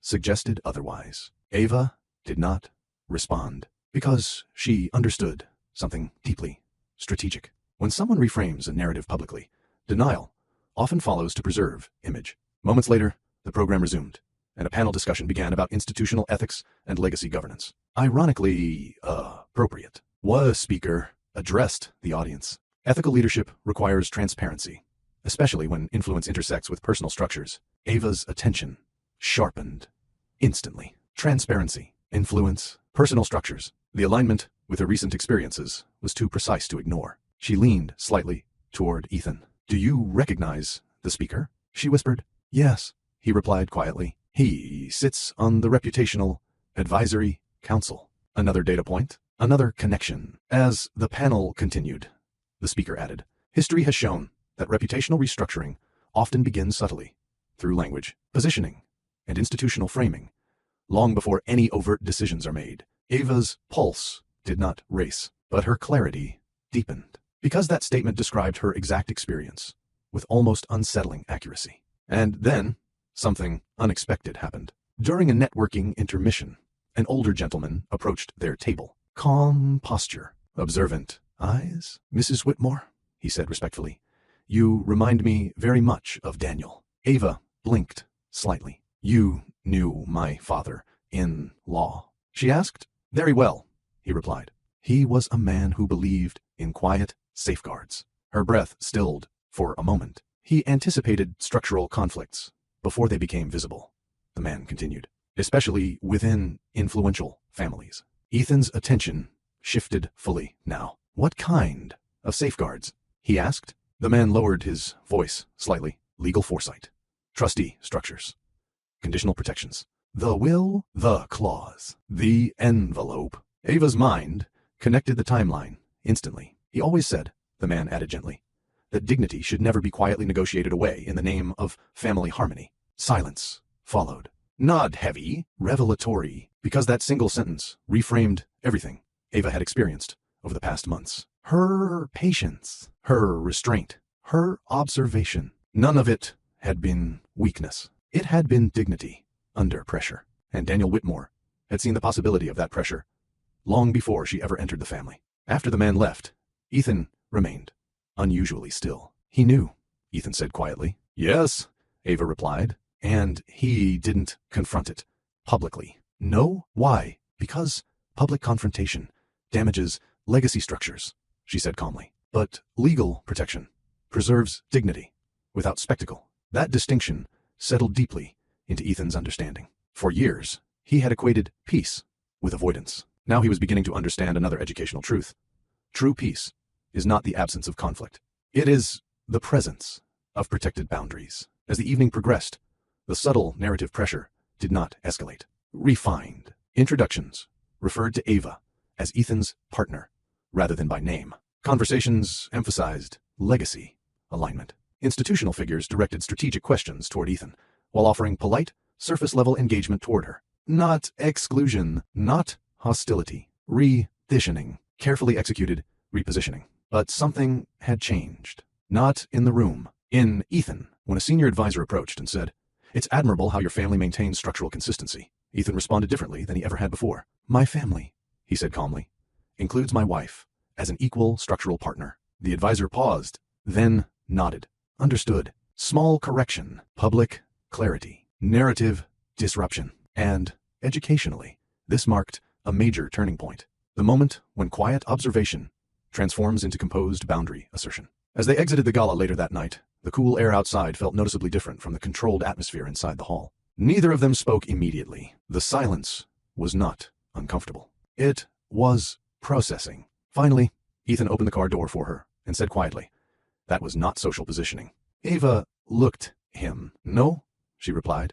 "It was reputational reframing." He exhaled slowly, staring ahead at the city lights. "My father prepared for it years ago." Yes, a long pause followed. Then, for the first time since the envelope arrived, Ethan said something that signaled a complete psychological shift. "Tomorrow," he said calmly, "we speak to Margaret Calder formally. Not emotionally, not reactively, strategically, because the pattern was no longer approaching the threshold. It was defining it. If this chapter taught you anything, let it be this powerful life lesson. Not every form of harm is loud. Some of it is polite, structured, and hidden behind reputation, tradition, and proper appearances. Ava was not attacked with anger. She was being repositioned with language, institutions, and perception. And that is something many people experience in real life, in families, workplaces, and even relationships, without realizing it at first. Now, I want to ask you a deeply reflective question. Do you think Ava handled the gala the right way, by staying calm and observant instead of reacting emotionally? Or should she have confronted Eleanor publicly? Share your thoughts in the comments, because your perspective might help someone learn how to handle silent pressure in their own life. And if you are enjoying this story that teaches real lessons about emotional intelligence, family dynamics, boundaries in marriage, and quiet strength, then don't forget to like this video, subscribe to Love Stories by Mr. Johnson, and turn on notifications so you never miss the next chapter. Because in Chapter 6, the story shifts from observation to action. For the first time, Ethan and Ava will formally activate the legal protection hidden inside the will, and what the trustee reveals next will expose just how long the silent strategy against Ava has been in motion. And the next lesson may be the most important one yet: the difference between keeping peace and protecting your dignity. There comes a point in every complex situation where observation is no longer enough. Not because patience has failed, not because emotions demand reaction, but because clarity demands structure. And structure requires action. The morning after the gala felt quieter than usual. Not externally. The same sunlight filtered through the curtains. The same coffee brewed at the same time. The same peaceful Connecticut street stretched beyond their windows. But internally, something fundamental had shifted. For weeks, Ava and Ethan had been documenting patterns, analyzing language, observing institutional behavior, maintaining composure instead of reacting emotionally. Now, they were moving into the next educational phase: intentional response. Not confrontation, not accusation, strategic clarity. Ethan stood by the kitchen counter reviewing his tablet, his posture composed but focused in a way Ava had rarely seen outside of high-level business negotiations. "I've requested a formal meeting with Margaret Calder," he said calmly. Ava set her mug down slowly. "Today?" "Yes." "Late morning." He looked up at her, his expression steady. No more assumptions, no emotional interpretations, just documented facts and legal clarity. That sentence alone reflected a profound psychological evolution. Weeks ago, Ethan would have redirected discomfort. Now, he was addressing structure directly. And that shift carried deep educational value. Because one of the most important life lessons in emotionally complex environments is this: mature responses are not driven by emotion. They are guided by evidence and clarity. "Are you certain you're ready for what she might confirm?" Ava asked gently. He didn't hesitate. "I'm ready for truth," he replied. Not anger, not defensiveness, truth. And truth, when approached calmly, strengthens relationships rather than destabilizes them. The drive to Margaret Calder's office was quiet, but purposeful. Unlike the grand institutional buildings associated with the Whitmore family network, her office was located in a modest legal complex, discreet, professional, and intentionally understated. Another detail Ava noticed immediately, because individuals who handle sensitive legal safeguards rarely operate in highly visible spaces. Discretion is structure. As they entered, Margaret Calder greeted them with composed professionalism. She was exactly as Ava had imagined from their phone conversations: observant, precise, and emotionally neutral in the way seasoned legal professionals often are. Mr. and Mrs. Whitmore, she said calmly. Thank you for coming. Ethan nodded politely. We appreciate your discretion. Margaret gestured toward the seating area. I assume the gala confirmed several concerns. Not a question, a measured acknowledgement. Ava exchanged a brief glance with Ethan before responding. Yes, she said. Public language, institutional positioning, and reputational reframing were all present. Margaret folded her hands thoughtfully. That aligns with the monitoring reports. Ethan leaned slightly forward. Monitoring reports? Margaret met his gaze directly. Your father established a conditional protective trust with embedded oversight parameters, not surveillance. Observation triggers tied to institutional behavior patterns. Silence filled the room. Not tense, revelatory. Educationally, this moment exposed something extraordinary. Daniel Whitmore had not created an emotional safeguard. He had created a structural one. What exactly has been monitored? Ethan asked. Margaret reached for a file and opened it methodically. 4 primary categories, she said. Reputational alignment attempts. Institutional identity reframing.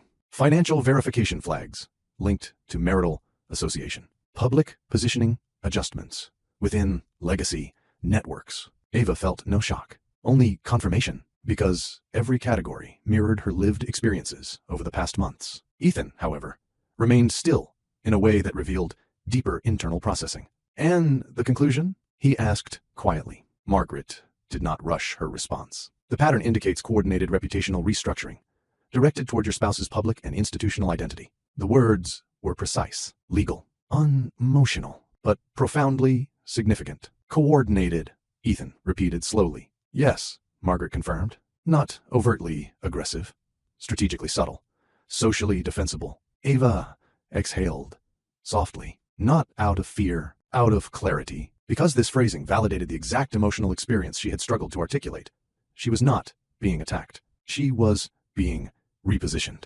Educationally, this distinction matters deeply. Overt harm triggers immediate defense. Subtle repositioning creates delayed recognition. Who initiated the coordination? Ethan asked. Margaret paused. Carefully, legally, I cannot assign direct intent without formal escalation, she said. However, the institutional advisory overlaps are statistically significant.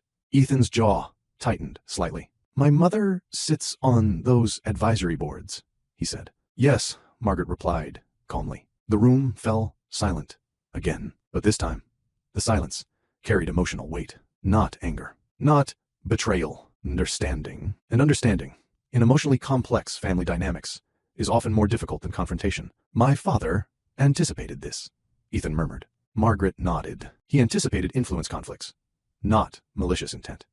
His wording in the will is deliberate. She slid a document across the table. Ava recognized the clause immediately. To ensure the lawful spouse of my son is not structurally isolated, reputationally diminished, or institutionally repositioned through internal family influence. Ethan read the line twice, then a third time, slower each time. And when he finally spoke, his voice was quieter than usual. He didn't accuse my mother. No, Margaret said. He protected your wife. That distinction changed everything. Educationally, it revealed a profound ethical principle. True foresight does not seek to punish potential harm. It seeks to prevent silent injustice. What activates the trust fully? Ava asked.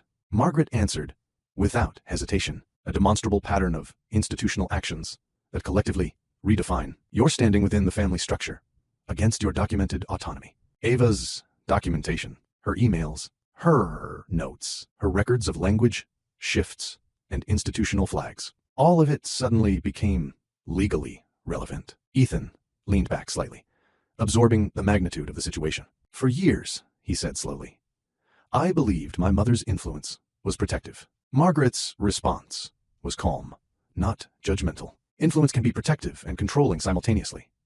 The distinction depends on transparency and consent. Another educational truth, one rarely discussed in family dynamics. Has the threshold been met? Ava asked quietly. Margaret paused for a moment longer this time. Yes, she said finally. As of the gala, the words landed softly, but definitively, not dramatic, not explosive, final. Ethan closed his eyes briefly, not in distress, but in realization. The seating arrangement, he said. The institutional email, Margaret added. The financial flag, Ava continued. The public language framing, Margaret confirmed. 4 independent systems. 1 coordinated outcome. Structural repositioning. And suddenly, the envelope Ava had almost thrown away transformed from a warning into a legal turning point. What happens now? Ethan asked. Margaret folded the file calmly. Now, the protective trust is formally activated. Not loudly, not publicly, but structurally and educationally.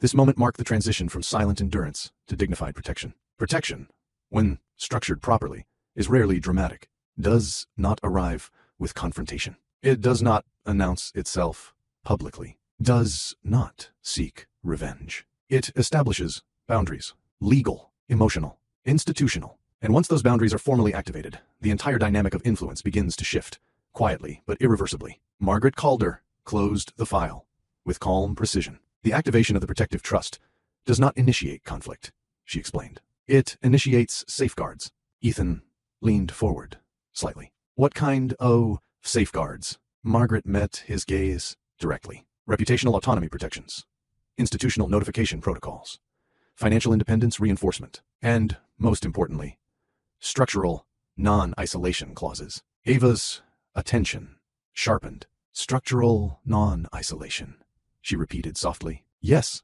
Margaret said. Your father-in-law understood that subtle influence often works by gradually repositioning an individual until their identity becomes secondary to a family narrative. That sentence carried deep educational significance because it articulated something many people experience, but rarely have the language to define. Not exclusion, not confrontation, reframing, quiet identity, reframing.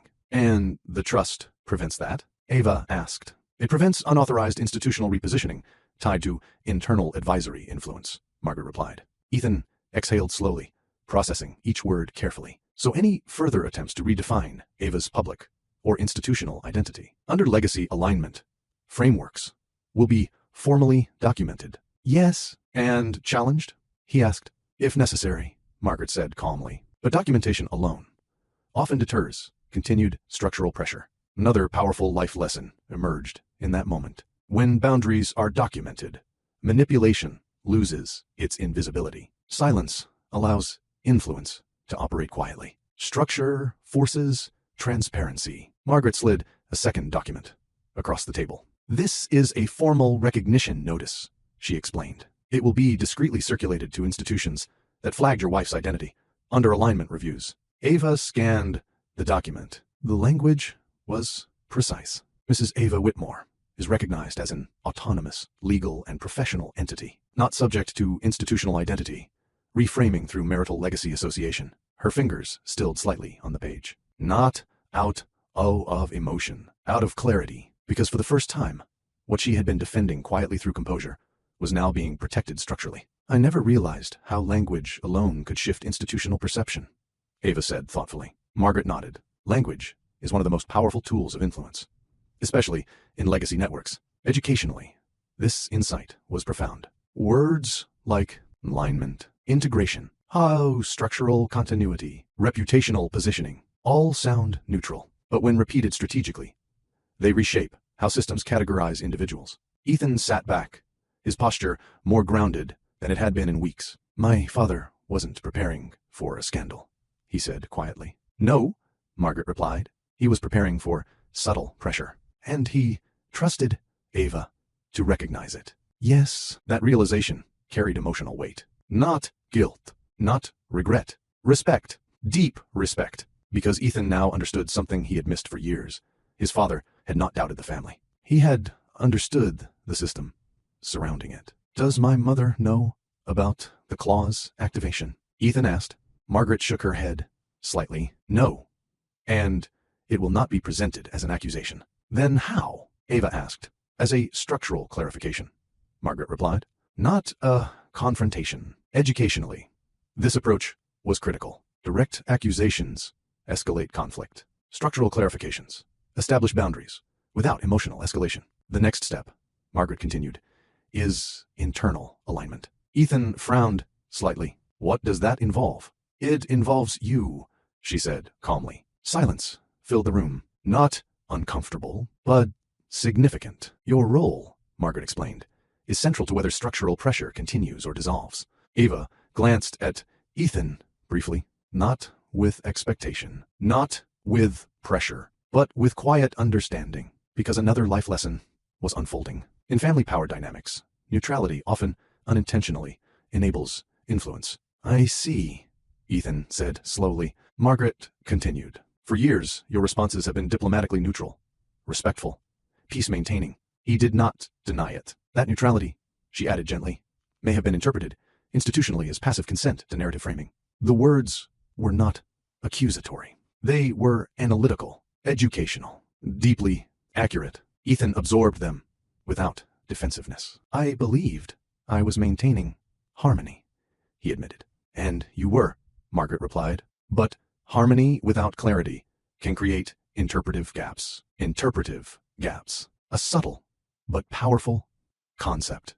Because in those gaps, narratives form. Assumptions grow. Structures adjust. What would clarity look like? Ethan asked. Margaret's response was immediate. Consistent public acknowledgement of your wife as an equal structural partner, not just privately. Institutionally, Ava remained silent. This was not about validation. It was about narrative correction. I did that at the gala, Ethan said. Yes, Margaret replied. And monitoring reports noted an immediate shift in institutional engagement tone afterward. Thou detail surprised him. They noticed? He asked. In high-influence environments, Margaret said, public language from central figures recalibrates perception faster than any formal statement. Educationally, this revealed another powerful truth. People watch how leaders define relationships. Systems adjust accordingly. So my words matter structurally, Ethan said. Yes, Margaret confirmed. More than you may realize. A long silence followed. But silence was different. It was introspective. Because Ethan was not just processing external influence anymore. He was examining his own behavioral patterns. I avoided confrontation my entire life, he said quietly, especially with my mother.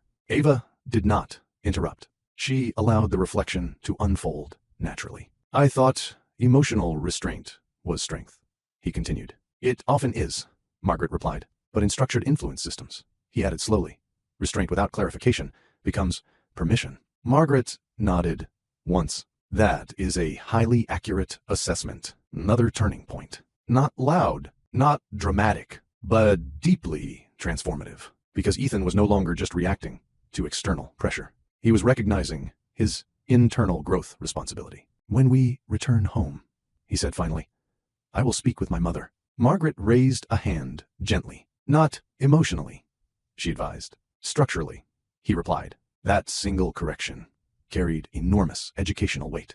Because the goal was not confrontation. It was boundary establishment. Clear, calm, undeniable. What if she denies involvement? Ava asked. She likely will, Margaret said calmly. Refined influence rarely acknowledges itself directly. And then? Ethan asked. Then your clarity becomes the boundary, Margaret replied. Another life lesson emerged. You do not need someone to admit influence for boundaries to be valid. Recognition is internal. Boundaries are external. As they prepared to leave, Margaret handed Ava one final sealed document. This is from your father-in-law's private advisory file, she said. Ava's breath stilled slightly. For me? She asked. Yes. Ethan looked equally surprised. He specified it should only be released if the protective trust was activated, Margaret explained. Ava held the envelope carefully, not with fear, but with reverence, because the last envelope had changed everything. And this one might reveal why Daniel Whitmore had been so certain about the future. Whatever it contains, Margaret said calmly. Remember this? Foresight is not suspicion. It is preparation born from experience. They stepped out of the office, into the quiet afternoon light. The world looked the same. The street, the sky, the passing cars. But internally, everything had shifted. The trust was activated. The patterns were confirmed. The boundaries were now structural. As they reached the car, Ethan spoke softly. I used to believe love meant keeping things calm at all costs. Ava looked at him, and now he opened the car door for her with quiet steadiness. Now I understand, he said, that real love protects dignity, even when clarity makes things uncomfortable. And in that moment, their marriage crossed another invisible threshold, from quiet endurance to intentional, protected partnership.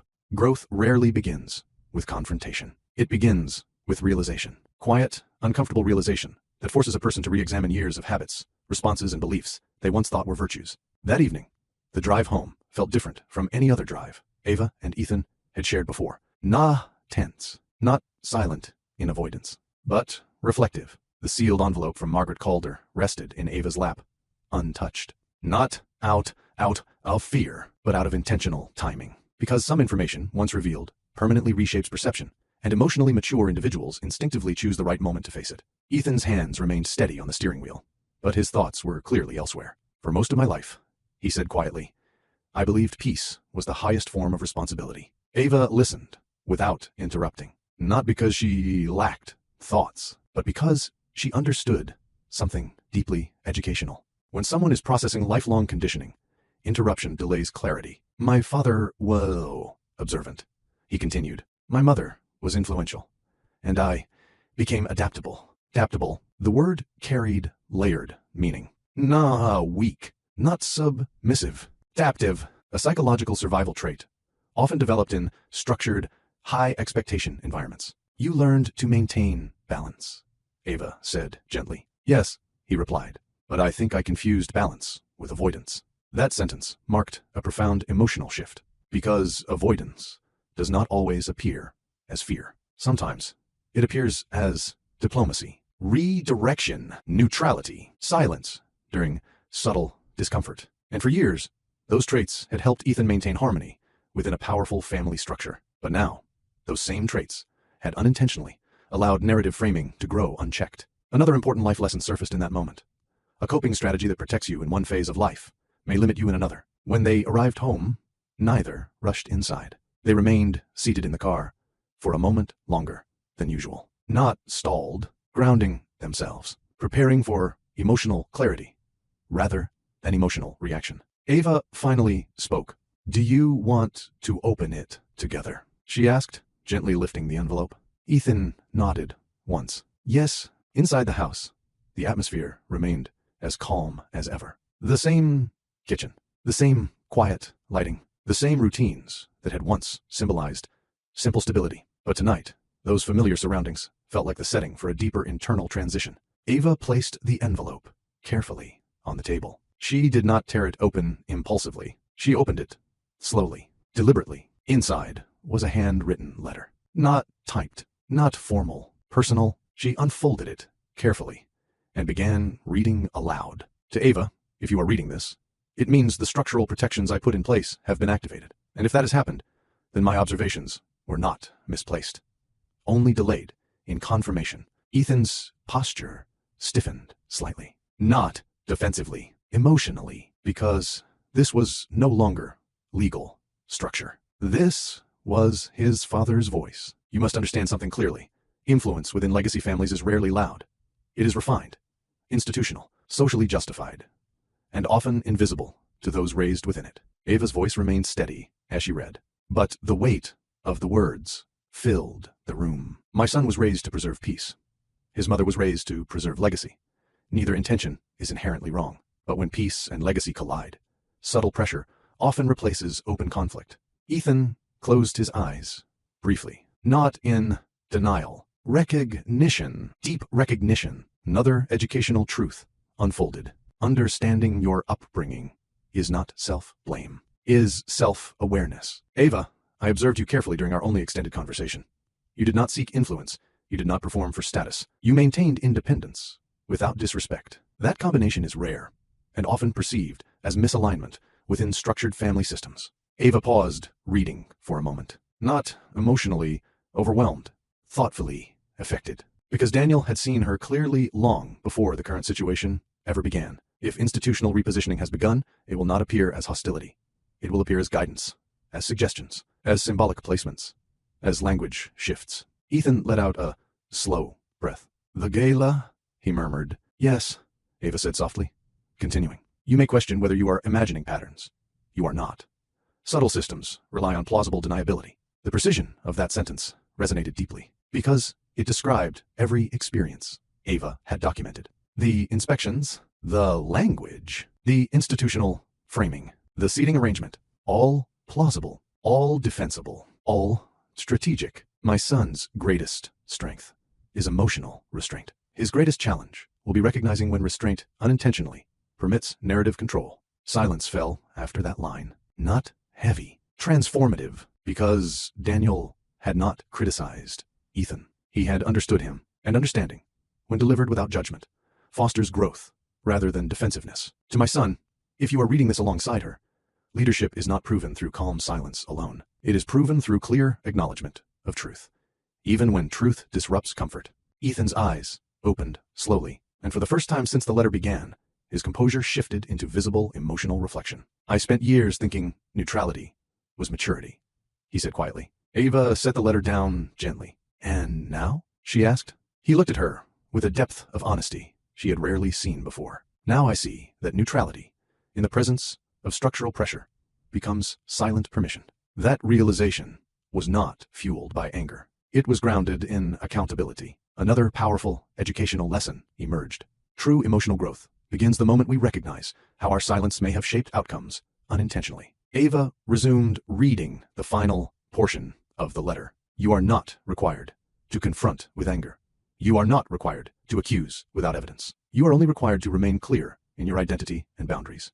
Systems adjust when clarity becomes consistent. She lowered the letter slowly. The room remained quiet, but the silence now carried a sense of alignment rather than uncertainty. Ethan leaned forward, resting his hands together. My father didn't fear conflict, he said softly. No, Ava replied. He respected structure, and he trusted you to recognize the pattern. Ava shook her head gently. He trusted both of us, she corrected. That distinction mattered deeply, because this was no longer Ava versus the system. This was a partnership, confronting structural influence with clarity. Ethan stood and walked toward the window, staring out at the quiet street that had once symbolized emotional simplicity. When I was a child, he said slowly, my mother handled every public narrative decision. Ava listened carefully. School affiliations, social introductions, institutional engagements, even how our family was presented at events. He turned back toward her. I thought that was normal. It was normal, Ava said gently, for the environment you were raised in. And I carried that normal into adulthood, he admitted, without questioning how it might affect my marriage. Not guilt. Grow educationally. This distinction is crucial. Guilt focuses on past mistakes. Growth focuses on future clarity. For the first time, he continued, I understand something uncomfortable. What? Ava asked softly. He met her gaze directly. My silence protected peace, but it did not protect you. The honesty in that statement was neither dramatic nor self-condemning. It was mature accountability, and accountability in emotionally healthy relationships strengthens trust rather than weakens it. Ava's response was calm. You didn't see the structure yet, she said. Now you do. He nodded slowly. Yes, a long pause followed. Then, with quiet certainty, Ethan spoke words that marked the beginning of his true transformation. Tomorrow, he said, I will speak to my mother, not as her son, seeking harmony, but as a husband establishing clarity, not confrontational, not emotional, clear, and that shift would soon redefine the entire family dynamic. Clarity is often mistaken for confrontation, but the two are not the same. Confrontation seeks to win. Clarity seeks to define. And in emotionally complex family structures, definition is far more powerful than emotional resistance. The next morning began with an unusual stillness. Not the peaceful stillness Ava was accustomed to, but the kind of stillness that follows deep realization when thoughts have settled and decisions have quietly formed. Ethan woke earlier than usual, not to make coffee, not to review business reports, but to prepare mentally. He stood by the kitchen window, hands resting lightly against the counter, his posture composed yet deliberate. Ava noticed immediately. You're not distracted, she observed gently. He gave a faint, thoughtful thyle. No, you're focused, Yes, that simple exchange carried educational significance, because emotional growth is often visible, not through dramatic speeches, but through behavioral consistency. I'm not angry, he added after a moment. I know, Ava replied. And that matters, he continued, because anger would turn this into a personal conflict.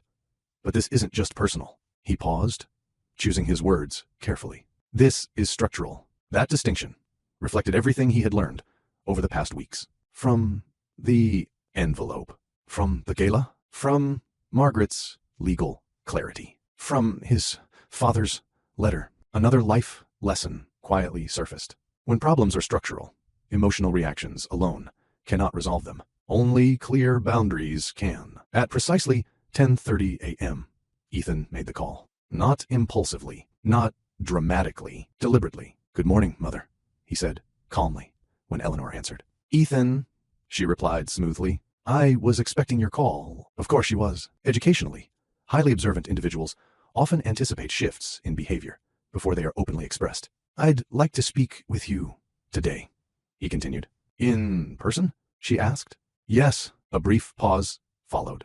Not resistance. Calculation. I will arrive at your office at noon, she said. Not a suggestion. A decision framed as courtesy. Ethan ended the call without additional explanation. He did not rehearse arguments. He did not prepare accusations. He did not gather emotional statements. Instead, he reviewed documented facts, institutional emails, seating adjustments, reputational flags, language reframing patterns. Because another crucial educational principle was now guiding his actions. Facts stabilize conversations that emotions could otherwise destabilize. By noon, Ethan arrived at Eleanor Whitmore's private office, a space designed with understated elegance and quiet authority. Floor-to-ceiling windows, minimalist decor, carefully arranged documents. Everything about the environment reflected control, without overt display. Eleanor stood near her desk, composed as always. You look thoughtful, she said as he entered. I am, he replied.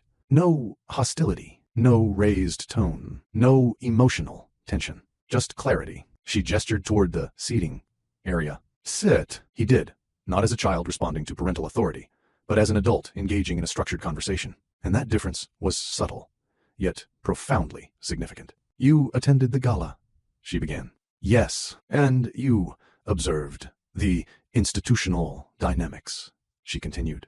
I did. Her eyes studied him carefully, not defensively, evaluatively. Then you understand, she said smoothly, that legacy environments require strategic perception management. There it would, again. Perception management, a phrase consistently used to justify structural framing. I understand perception, Ethan replied calmly. But I also understand identity. A slight pause. Not long, but noticeable. And what do you believe has happened? Eleanor asked. Not accusatory, inviting explanation. Educationally, this was a classic influence communication tactic, allowing the other party to articulate concerns first. Ethan did not rush his response. Over the past months, he said evenly, multiple institutions have reframed Ava's identity through alignment language, repositioning protocols, and reputational flags tied to our marriage. Eleanor's expression remained composed. That is administrative behavior, not personal interference, she replied. Not denial. Reframing, exactly as Margaret had predicted. Administrative patterns rarely emerge in isolation, Ethan continued, especially when advisory overlaps are consistent. Another pause, longer this time. You are implying coordination, Eleanor said softly. I am acknowledging correlation, he corrected. That distinction mattered deeply, because correlation presents evidence. Accusation presents emotion. And if such correlation exists, she asked calmly, then structural clarification becomes necessary, he replied. Eleanor folded her hands neatly. You are speaking very formally today. Yes. Why? Because this conversation is not emotional, he said. It is relational and structural. For the first time, Eleanor's gaze sharpened slightly. Not anger, recognition. Recognition that the tone of the conversation had shifted from familial to principled. You believe I have attempted to undermine your wife, she said. I believe, Ethan responded carefully, that institutional language and positioning have gradually reframed her identity in ways that do not reflect our marriage. or her autonomy. Silence filled the office. But it was not tense. It was precise, measured, intellectually engaged. Do you think that malicious? Eleanor asked. No, he replied immediately. That answer surprised even her. I believe, he continued, that it was strategic, not accusation, analysis. Educationally, this was a masterclass in emotionally mature communication. Address behavior patterns without attacking character. My intention, Eleanor said smoothly, has always been to protect family reputation. I understand that, Ethan replied. But protection that redefines identity without consent becomes structural pressure. Another pause. This one deeper, because he had not raised his voice. He had not accused. He had defined. And definition is difficult to dismiss without engaging the substance of the argument. You have changed, Eleanor observed quietly. Yes, because of her, she asked. Ethan shook his head slightly. Because of awareness. That single word shifted the dynamic more than any emotional statement could have. Awareness, not rebellion, not defiance, not influence. Awareness. My father's legal structures have been activated, he added calmly. For the first time, Eleanor's composure paused, just slightly. Not broken, interrupted. The trust? She asked. Yes. What does it state? She continued, her tone still controlled. That Ava is to be protected from structural isolation, reputational diminishment, and institutional repositioning through internal influence. Silence. Longer now. Not because she lacked words, but because clarity had entered the conversation in legally structured form. I see, she said finally. Not denial, not agreement, acknowledgement. I am not here to accuse you, Ethan continued calmly. Then why are you here? She asked. He met her gaze directly. To establish clarity, another life lesson surfaced in that moment. Healthy boundaries are not declarations of war. They are declarations of position. Ava is my wife, he said. She is not a reputational variable. She is not an alignment project. And she will not be institutionally reframed under legacy language. Each sentence was calm, measured, final. And if institutions continue their current behavior, Eleanor asked, then structural protections will respond accordingly, he replied. Not a threat. Fact. Educationally, this distinction is critical. Threats escalate conflict. Facts establish consequences. Eleanor walked slowly toward the window, her posture still elegant, her thoughts clearly active. You are choosing clarity over harmony, she said quietly. I am choosing truthful harmony, he corrected. She turned back toward him. And you believe my influence created this pattern? I believe your advisory presence overlaps with every institutional shift, he replied honestly. And whether intentional or not, the outcome has been consistent. Another long silence. Then, for the first time in the entire conversation, Eleanor spoke without strategic phrasing. I underestimated her observational discipline, she admitted. Not loudly, not emotionally, simply stated. And I underestimated, she added, how much your awareness would evolve once the pattern became visible. That admission was not an apology, but it was truth. And truth, even partial, marks a shift in any structured dynamic. Ethan stood slowly. This is not a confrontation, he said calmly. A boundary. Eleanor studied him for a moment before responding. And boundaries? She said quietly. Change family structures. Yes, he replied, but they also protect them. And with that, the balance of influence within the Whitmore family shifted, not through conflict, but through clarity. Boundaries do not always create immediate conflict. Sometimes they create silence. Not the uncomfortable silence of avoidance, but the deliberate silence of recalibration, when a long-standing dynamic is forced to adjust to new clarity. After Ethan left his mother's office, he did not feel triumphant. He did not feel angry. He did not feel victorious. He felt grounded, and that emotional state itself carried deep educational significance. Because mature boundary setting is not about winning an argument. It is about aligning behavior with truth. The drive back home was quiet, but not heavy. For the first time in weeks, his thoughts were not circling uncertainty. They were organized, structured, and internally consistent. Clarity has that effect. When he entered the house, Ava was seated at the dining table, reviewing her documentation notes, not obsessively, but methodically, the same way she approached every complex situation in her life. She looked up the moment he stepped inside. "You spoke with her," she said, gently. "Not a question, an observation." "Yes," he replied, setting his keys down with calm precision. She did not rush toward him, did not demand details, did not react emotionally, because another educational truth was quietly present in their marriage. Emotionally intelligent partners create space for reflection before reaction. He sat across from her, his posture composed. "I did not accuse her," he said. Ava nodded slightly. "That was the right approach. I established clarity," he continued. "Not confrontation, not blame, just boundaries."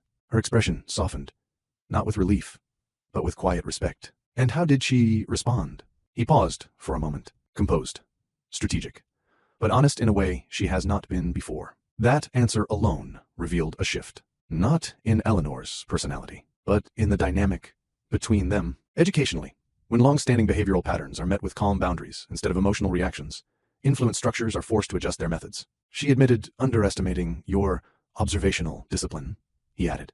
Ava's brows lifted slightly, not publicly, not emotionally, but directly. She absorbed that carefully, not as validation, but as data. "The trust?" she asked. I informed her it was activated. A brief silence followed, not tense, meaningful, because this was the first time the legal structure his father created had been acknowledged within the family dynamic itself. "That would shift her strategic calculations," Ava said thoughtfully. Ethan gave a faint nod. "It already has." Another life lesson surfaced in that moment. Clear boundaries do not always change people immediately, but they always change how those people interact with you. That afternoon, subtle changes began appearing almost immediately. Not dramatic ones, refined ones. Ethan received 3 institutional emails within 2 hours. The first was from the Gala Committee. Correction notice.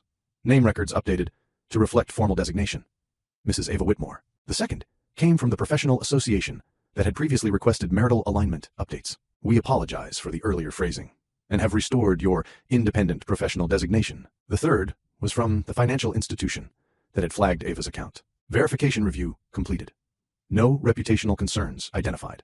3 separate institutions. 3 separate corrections. Within the same afternoon. Ava read the emails slowly, her expression calm but deeply aware. "That was fast," she said quietly. Ethan exhaled softly. Yes, educationally, this development was profoundly important. Influence systems operate subtly, but once structural clarity is introduced, they recalibrate just as quietly. Not because guilt is acknowledged, but because risk calculations change. "Margaret was right," Ava said. "Documentation creates transparency, and transparency," Ethan added, "reduces plausible deniability." They sat in silence for a moment, processing the speed of the shift. Not celebrating, not overreacting, observing, because emotionally mature individuals understand something crucial. Early improvement does not erase prior patterns. It simply confirms their existence. That evening, Eleanor did not call, which, in itself, was unusual. Historically, she preferred timely follow-ups after significant conversations. But now, silence. Strategic silence. And educationally, silence after boundary setting often indicates internal reassessment rather than disengagement. The next morning, however, a message arrived. Not dramatic, not emotional, formal. "I would like to have dinner this evening. All of us. At the estate, Eleanor." Ava read it twice, not out of concern, out of interpretation. "Family dinner," she said softly. Ethan leaned back slightly. She has never requested a direct dinner immediately after a structural conversation. "That means it is intentional," Ava replied. Yes, another life lesson quietly emerged. When influence strategies shift, communication formats often shift as well, from institutional framing to personal engagement. "Do you want to go?" Ethan asked. The question mattered because this was no longer about obligation. It was about choice. "Yes," Ava said calmly. He studied her expression. "Not out of compliance," she added. Oh, of clarity. That distinction mattered deeply. Compliance accepts narratives. Clarity observes intentions. That evening, they arrived at the Whitmore estate just before sunset. The estate looked exactly as it always had. Immaculate, controlled, timeless, but Ava noticed something different the moment they stepped inside. The staff greeted her by name. Good evening, Mrs. Ava Whitmore. Not Mrs. Whitmore, not Mrs. Ethan Whitmore. Her full identity. Redurred subtly, deliberately, another immediate recalibration. Educationally, this was a powerful indicator. When systems shift language quickly after boundaries are established, it confirms prior framing was not accidental. Eleanor was already seated in the dining room when they entered. Elegant posture, composed expression, measured presence. You both look well, she said smoothly. We are, Ethan replied calmly. No tension, no hostility, just structured composure on both sides. Dinner began with neutral conversation. Business developments, charity initiatives, institutional updates, not avoidance. Strategic pacing, because refined communicators often delay direct topics until emotional equilibrium is established. Finally, Eleanor set her fork down gently. The institutional corrections were implemented quickly, she said. Not a question. A statement. Yes, Ethan replied. Another brief silence. Then, for the first time, Eleanor spoke without layered phrasing. The activation of the trust altered advisory risk assessments. Ava's attention sharpened. Not outwardly, internally, you were aware of the trust's existence. Ava asked calmly. Yes, Eleanor replied. Not defensive, not evasive, just direct. That admission alone shifted the emotional weight of the room. Then you knew my father anticipated structural influence conflicts, Ethan said. Eleanor met his gaze steadily. I knew he anticipated misinterpretations within legacy structures. Misinterpretations, another reframing attempt. Educationally significant, because reframing is often used to soften accountability. And do you still believe this was a misinterpretation? Ethan asked. A long pause followed, longer than any before. Then Eleanor spoke. Not strategically, but thoughtfully. I believe, she said slowly, that my methods prioritized legacy perception more heavily than individual autonomy. The honesty was subtle, but real, not an apology, not denial, acknowledgement. And acknowledgement, even partial, is the first step toward structural recalibration. Ava remained calm. I never opposed legacy, she said gently. I only protected my identity within it. Eleanor studied her carefully. You are more disciplined than I initially assessed. Not praise, not criticism, recognition. And in that moment, the dynamic within the Whitmore family shifted again. Not through emotion, not through confrontation, but through the quiet power of sustained clarity. Recognition does not always arrive as an apology. Sometimes it arrives as recalibration. Subtle, measured, strategic, and in families shaped by influence. Recalibration is often the closest form of accountability that will ever be openly expressed. The dining room remained quiet after Eleanor's statement. Tense, not fragile. Balanced, because something fundamental had shifted, not just in conversation, but in structure. For the first time since Ava had entered the Whitmore family, her identity was being discussed directly, not reframed indirectly. I did not intend harm, Eleanor continued calmly, her tone composed but less strategically layered than before. My focus has always been legacy preservation. Ava did not interrupt. She allowed the sentence to exist fully before responding. Educationally, this is a powerful communication habit.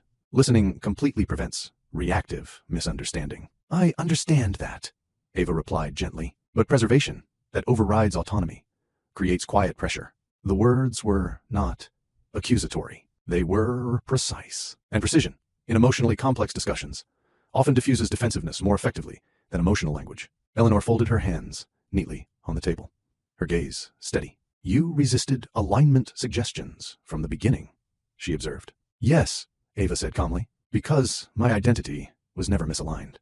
It was independent. That distinction lingered in the air. Not confrontational, clarifying, educationally significant, because independence is often misinterpreted as resistance within structured family systems. And independence, Eleanor said slowly, can appear unpredictable within legacy environments. Only if legacy is defined as uniformity, Ava replied. Another pause, but this time It was not strategic silence. It was intellectual engagement. Ethan, who had remained mostly observant during the exchange, finally spoke. My marriage is not a reputational adjustment, he said calmly. It is a partnership. His tone was not defensive, not emotional, grounded, and that grounding carried far more authority than any raised voice could have. Eleanor's gaze shifted toward him. You have changed, she said quietly. Yes, he replied. Because of conflict. No, he said. Because of awareness. The same word he had used before. And now it carried even deeper meaning. Awareness of institutional patterns, language framing, influence dynamics. His own neutrality, another educational life lesson, became clear in that moment. Self-awareness is the foundation of healthy leadership in both family and relationships. Eleanor leaned back slightly, her posture still elegant, but less rigid than earlier. Your father believed systems should protect individuals, she said. I believed individuals should adapt to systems. Ava absorbed that carefully, not emotionally, analytically. And now? She asked gently. Eleanor's answer came slower this time. Now I see that forced adaptation creates silent resistance. That statement carried quiet honesty, not dramatic, but significant, because it acknowledged the unintended consequences of her approach without requiring public admission of wrongdoing. Educationally, this is how mature recalibration often appears, not through emotional confession, but through philosophical adjustment. Dinner continued, but the tone had shifted. Less evaluative, less strategic, more direct. For the first time, Eleanor addressed Ava by name, without any relational framing.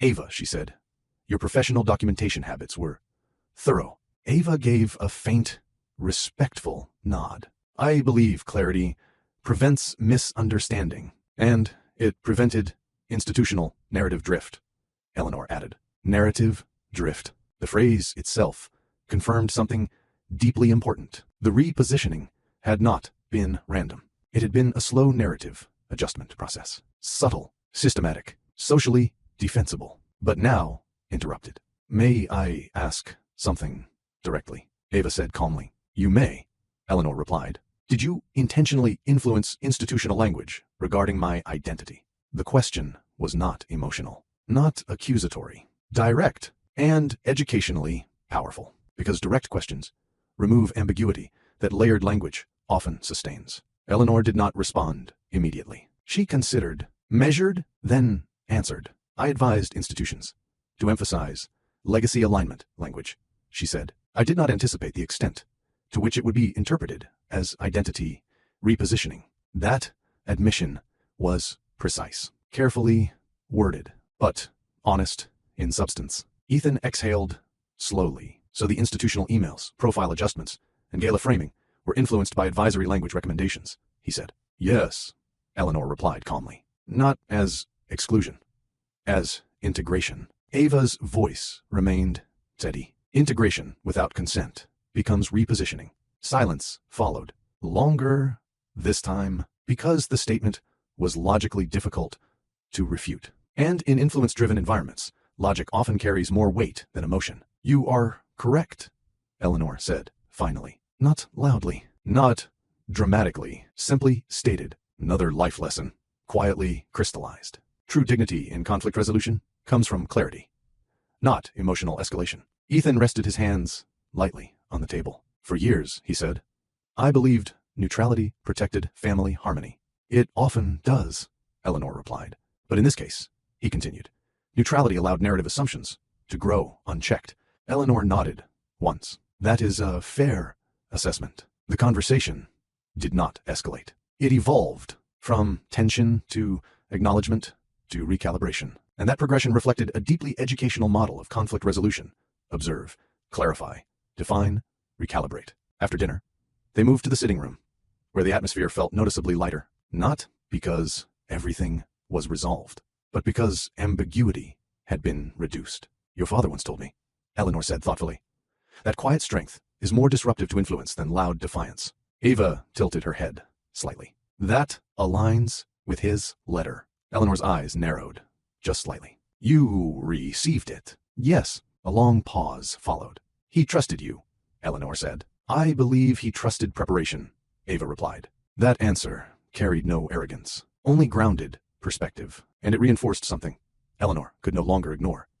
Ava had never sought to challenge legacy. She had only refused to surrender identity. Educationally, this distinction is essential in family dynamics. Boundaries are not rebellion. They are self-respect. As the evening concluded, Eleanor stood near the entrance as they prepared to leave. The trust will remain active, she said calmly. Yes, Ethan replied. And institutional language will be adjusted accordingly, she continued. Thank you, Ava, Ted politely. Nah, submissively. Not triumphantly. Respectfully, because dignity does not require hostility to remain strong. Before they stepped out, Eleanor added one final sentence. You were never the problem, Ava. The structure simply required recalibration. That sentence lingered long after they left the estate, not as an apology, but as recognition. And recognition, when paired with structural change, often marks the beginning of lasting resolution. As they drove home, the night felt quieter than it had in weeks. Not tense, peaceful. But this peace was different. Not based on avoidance, not based on silence, based on clarity. Ethan glanced at Ava briefly. I understand something now, he said softly. What? She asked. Love is not proven by how much conflict you avoid, he replied. It is proven by how clearly you protect the dignity of the person you chose. Ava smiled faintly. And dignity, she added, is not loud. It is consistent. And for the first time since the envelope arrived, their peace was no longer fragile. It was structured. Resolution is rarely loud. It does not arrive with dramatic apologies, grand speeches, or emotional declarations that suddenly erase weeks of tension. Instead, real resolution appears quietly, through changed behavior, adjusted systems, and consistent actions that reflect newly established clarity. The morning after the dinner at the Whitmore estate felt different, in a way Ava could not immediately explain. Not because the house had changed, not because their routine was different, but because the emotional atmosphere carried a new kind of steadiness. Not fragile peace, not cautious calm, grounded stability. Ethan stood in the kitchen, preparing coffee as he always did.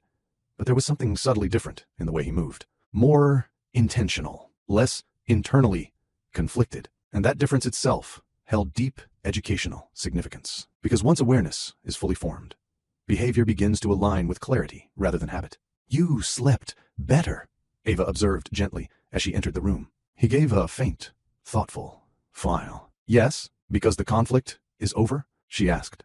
He shook his head slightly. No, because the ambiguity is over. That distinction mattered. Conflict can exist without emotional instability. Ambiguity, however, often creates deeper internal tension than conflict itself. They sat together at the table in comfortable silence, something they had always done well. But now, the silence was not reflective of unspoken concern. It was reflective of mutual understanding. My mother will not attempt institutional reframing again, Ethan said calmly. Ava looked at him, not surprised, but attentive. You're certain? Yes. How? She asked. He set his mug down carefully. Because influence strategies shift once structural resistance is documented. Continuing the same approach would create reputational risk for her advisory position. That answer was analytical, not emotional. Educationally, it revealed a crucial life lesson. In structured power environments, behavior often changes when accountability becomes visible,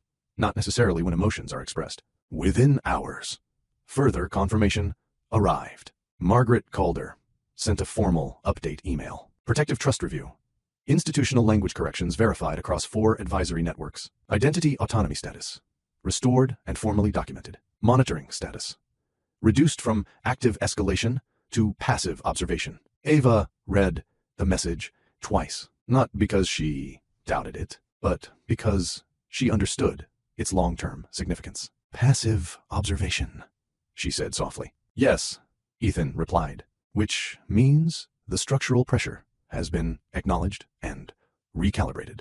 Another subtle but powerful educational insight emerged. True resolution in complex systems is measured through structural adjustment, not emotional statements. Later that afternoon, Ava logged into her professional portal for the first time in days. Her profile designation had been fully restored. Name, Ava Whitmore. Profession, Senior Compliance Analyst. Affiliation, independent professional status, not aligned spouse, not legacy associated partner, not reframed identity, simply her. She exhaled softly, not in relief alone, but in recognition. Recognition that her quiet consistency had protected something deeply important, her sense of self. Ethan watched her expression carefully. "What are you thinking?" he asked. "That identity erosion rarely happens suddenly," she replied. "It happens gradually, through language, assumptions, and repeated reframing." He nodded slowly. "And restoration," he added,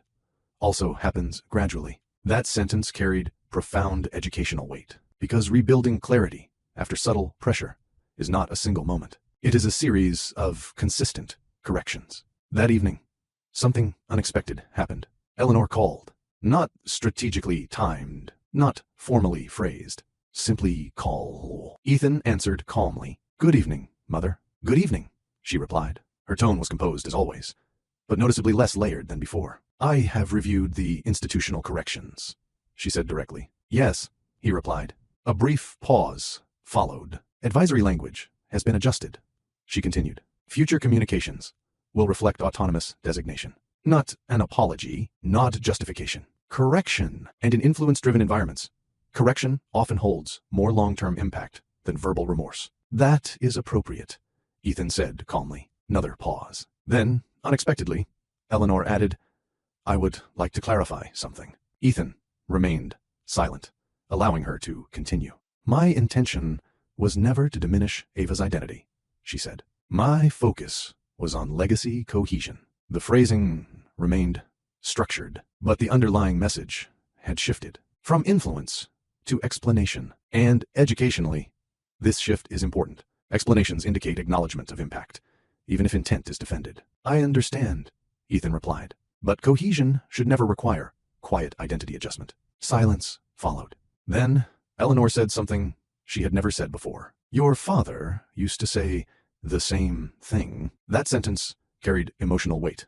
Not dramatic, but deeply human, because it revealed that this philosophical difference had existed long before Ava entered the family. After the call ended, Ava looked at Ethan thoughtfully. She didn't deny the advisory influence, she observed. "No," he said. She reframed it as legacy prioritization. "And how do you interpret that?" Ava asked. He leaned back slightly. "As acknowledgement without self-accusation. A mature interpretation. Educationally significant, because emotionally intelligent individuals understand that accountability appears differently in different personality structures. Not everyone apologizes directly. Some adjust behavior instead. Over the next week, subtle but consistent changes continued. Institutional invitations began addressing Ava by her full name. Professional correspondence no longer referenced marital alignment. Advisory language shifted from integration to partnership acknowledgement. Each change small, each change quiet, each change meaningful. Another life lesson emerged through these developments. Lasting respect is rarely demanded loudly. It is established through consistent boundary clarity. One afternoon, Ethan returned home earlier than usual, carrying a folder. "I reviewed past advisory records," he said. Ava raised an eyebrow slightly, and every institutional irregularity began after the first internal recommendation memo regarding public alignment strategy. 6 months ago, Ava's mind immediately connected the timeline.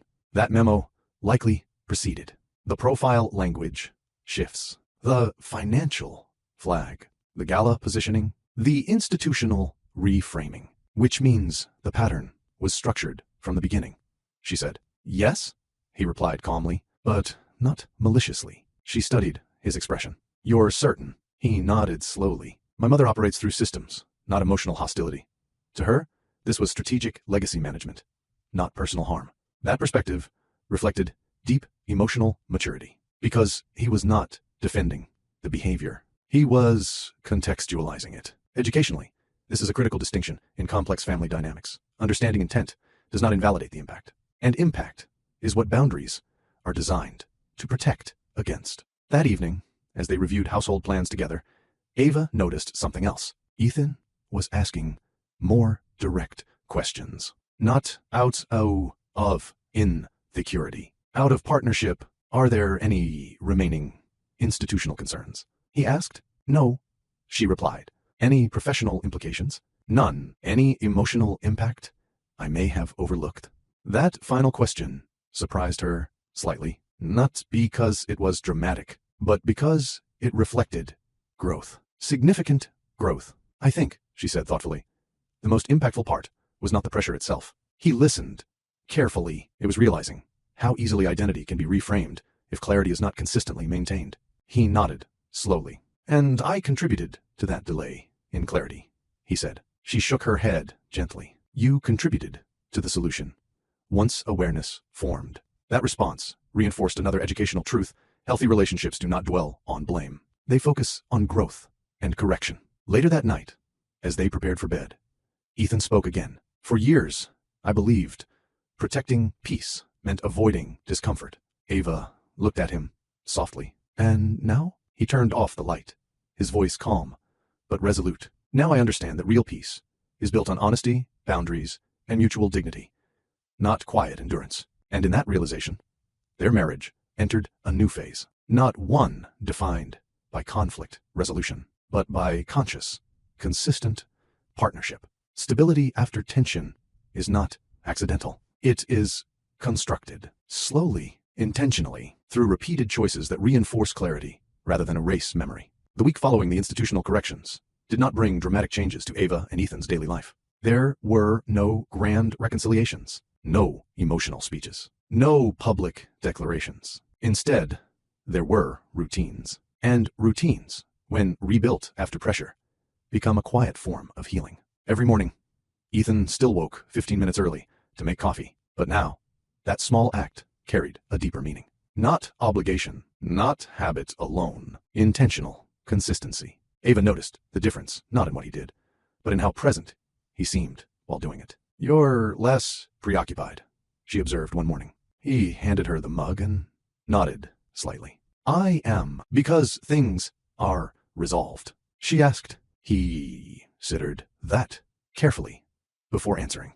Because things are defined, he said. Another subtle but important educational distinction. Resolution suggests an ending. Definition suggests understanding, and understanding is far more sustainable than temporary resolution. Over the following days, their conversations became more deliberate, not heavier, but more transparent, not driven by fear, driven by growth. One evening, while reviewing their shared calendar, Ethan paused. I want to ask something honestly, he said. Ava looked up. Oh, of course. Did my neutrality ever make you feel alone in this situation? The question was direct, comfortable perhaps, but emotionally mature and educationally significant, because many relationships suffer not from conflict itself, but from unspoken emotional gaps. Ava did not answer immediately. She chose her words carefully. Yes, she said gently, not intentionally,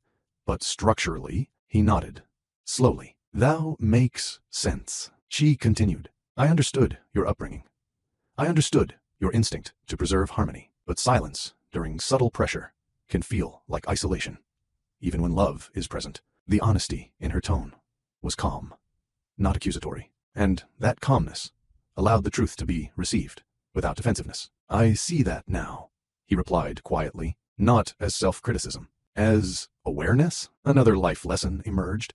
In strong partnerships, difficult truths strengthen connection when they are expressed without blame. I never doubted your loyalty, she added. I only needed your clarity sooner. He absorbed that deeply. And now? He asked. Now, she said softly, I feel protected, not just emotionally, but structurally. Thou sentence lingered in the room because it captured the true transformation of their relationship. Before, emotional patience. Now, emotional clarity, plus structural protection. Later that week, Margaret Calder sent one final formal update. Protective trust status, active but stabilized.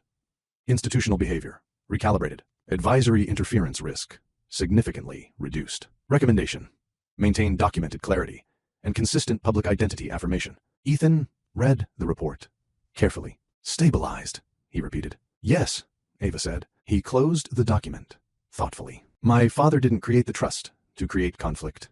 he said. He created it to preserve dignity, without escalation. Yes, Ava replied, and that foresight protected both of us. Educationally, this insight was profound, because Daniel Whitmore had not tried to control outcomes. He had created safeguards for autonomy, and autonomy, once protected, strengthens relationships rather than divides them. That weekend, Eleanor visited their home for the first time since the recalibration. Not unannounced, not strategically timed, formally scheduled. Another subtle behavioral shift. She was greeted not with tension, but with composed civility. Ava offered tea. Ethan maintained calm conversation. The atmosphere remained respectful, but more balanced than before. I have noticed the institutional adjustments, Eleanor said, as she sat in the living room. Yes, Ethan replied. They were necessary, she continued. Not defensive, not evasive, acknowledging reality. I reviewed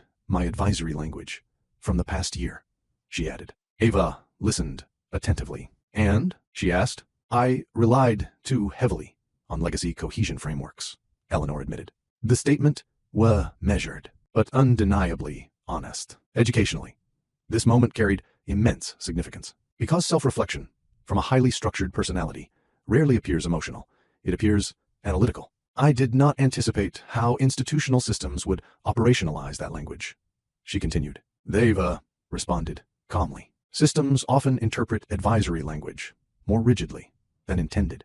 Eleanor studied her for a moment. You remained composed throughout the process, she observed. I remained observant, Ava corrected gently. A faint, almost respectful smile appeared. That distinction, Eleanor said, was more disruptive to institutional narratives than resistance would have been. Another powerful life lesson revealed itself. Quiet clarity often disrupts manipulation more effectively than loud defiance. Ethan watched the exchange carefully, not as a mediator, not as a neutral observer, as an aligned partner. My marriage is stronger because of this experience, he said calmly. Eleanor raised an eyebrow slightly. Conflict strengthened it, she asked. Clarity strengthened it, he replied. The correction was subtle, but meaningful, because their relationship had not survived by ignoring tension. It had evolved by addressing it with maturity. As the visit concluded, Eleanor stood near the doorway. I will adjust my advisory involvement in institutional identity frameworks, she said. Not an apology, a structural commitment, and future references to Ava will reflect her autonomous professional and personal designation. Thank you, Ava said politely, not submissively, not triumphantly, with dignity. After Eleanor left, the house felt noticeably lighter, not because tension had vanished entirely, but because ambiguity no longer existed. That night, Ava and Ethan sat on the porch, something they had done countless times before. But this time, the silence between them carried a different emotional texture. Peace without suppression. Comfort without uncertainty. I learned something important through all of this, Ethan said quietly. Ava turned slightly toward him. What? That love is not proven by how much discomfort you endure for someone, he said. It is proven by how clearly you stand beside them when their dignity is being quietly challenged. Ava smiled faintly. And I learned, she replied, that patience must be paired with boundaries, or it slowly turns into silent tolerance. He nodded. That was our biggest lesson. Yes, a long, peaceful silence followed. Not heavy, not reflective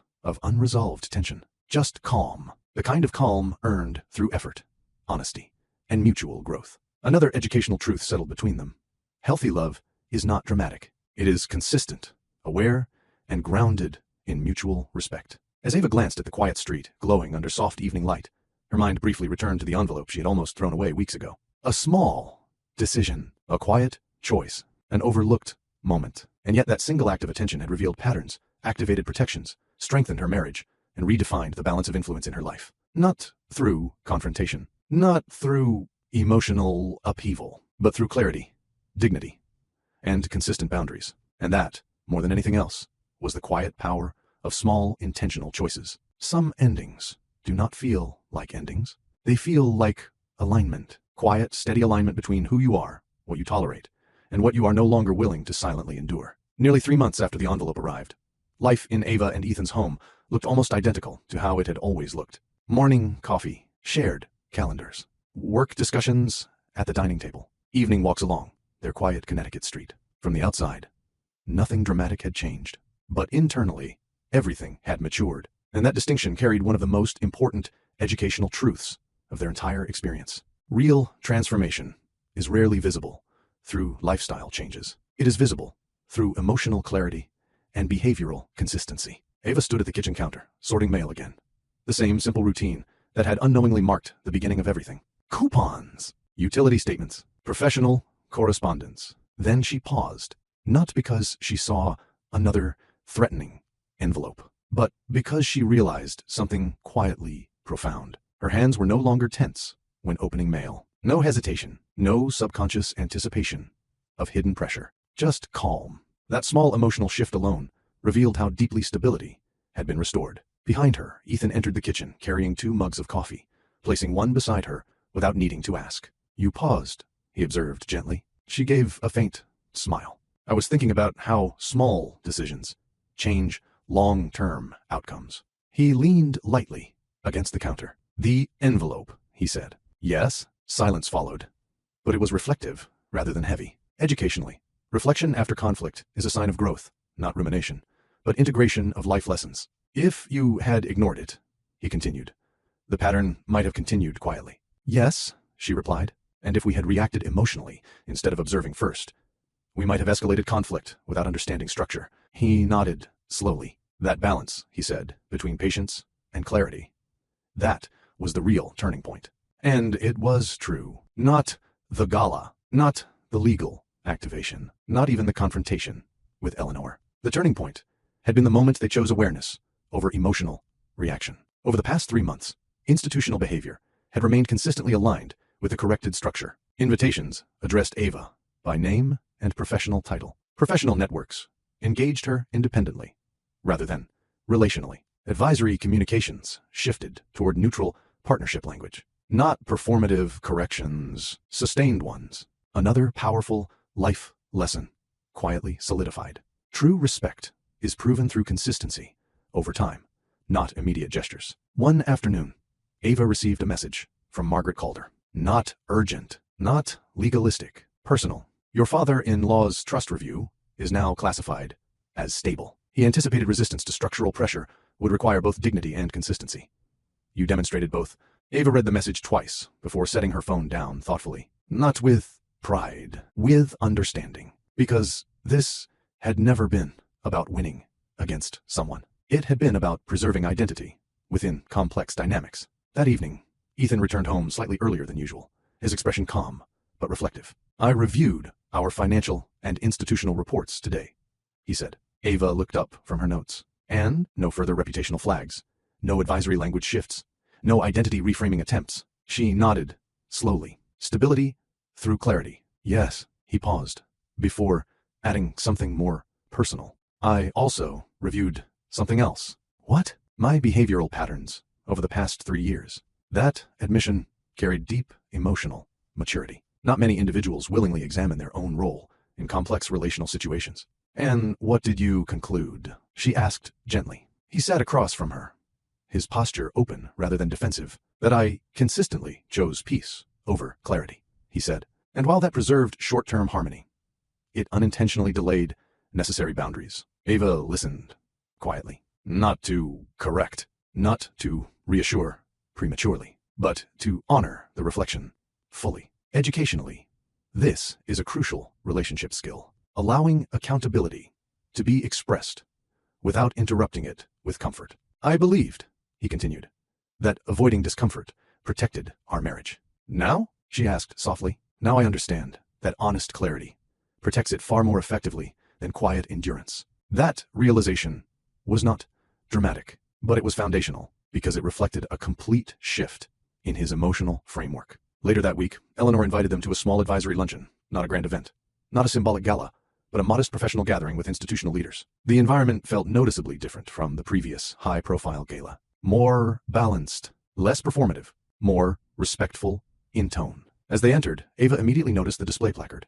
Ava Whitmore, Senior Compliance Analyst and Institutional Partner, not relational framing. Not legacy, alignment, language. Accurate identity. Restored and respected. Ethan noticed it, too. He did not comment publicly, but the subtle nod he gave Ava carried quiet acknowledgement. During the luncheon, conversations engaged Ava directly about her professional expertise rather than her marital association. Institutional leaders asked about regulatory compliance trends, risk documentation strategies, ethical governance structures. Not once did anyone refer to her as an extension of the Whitmore legacy. Instead, they addressed her as an independent professional within a partnership. Another educational truth emerged clearly. When boundaries are consistently upheld, perception eventually aligns with reality. Eleanor, seated across the table, observed the interactions without interruption, not controlling the narrative, not redirecting conversations, simply allowing the recalibrated structure to function naturally. At one point,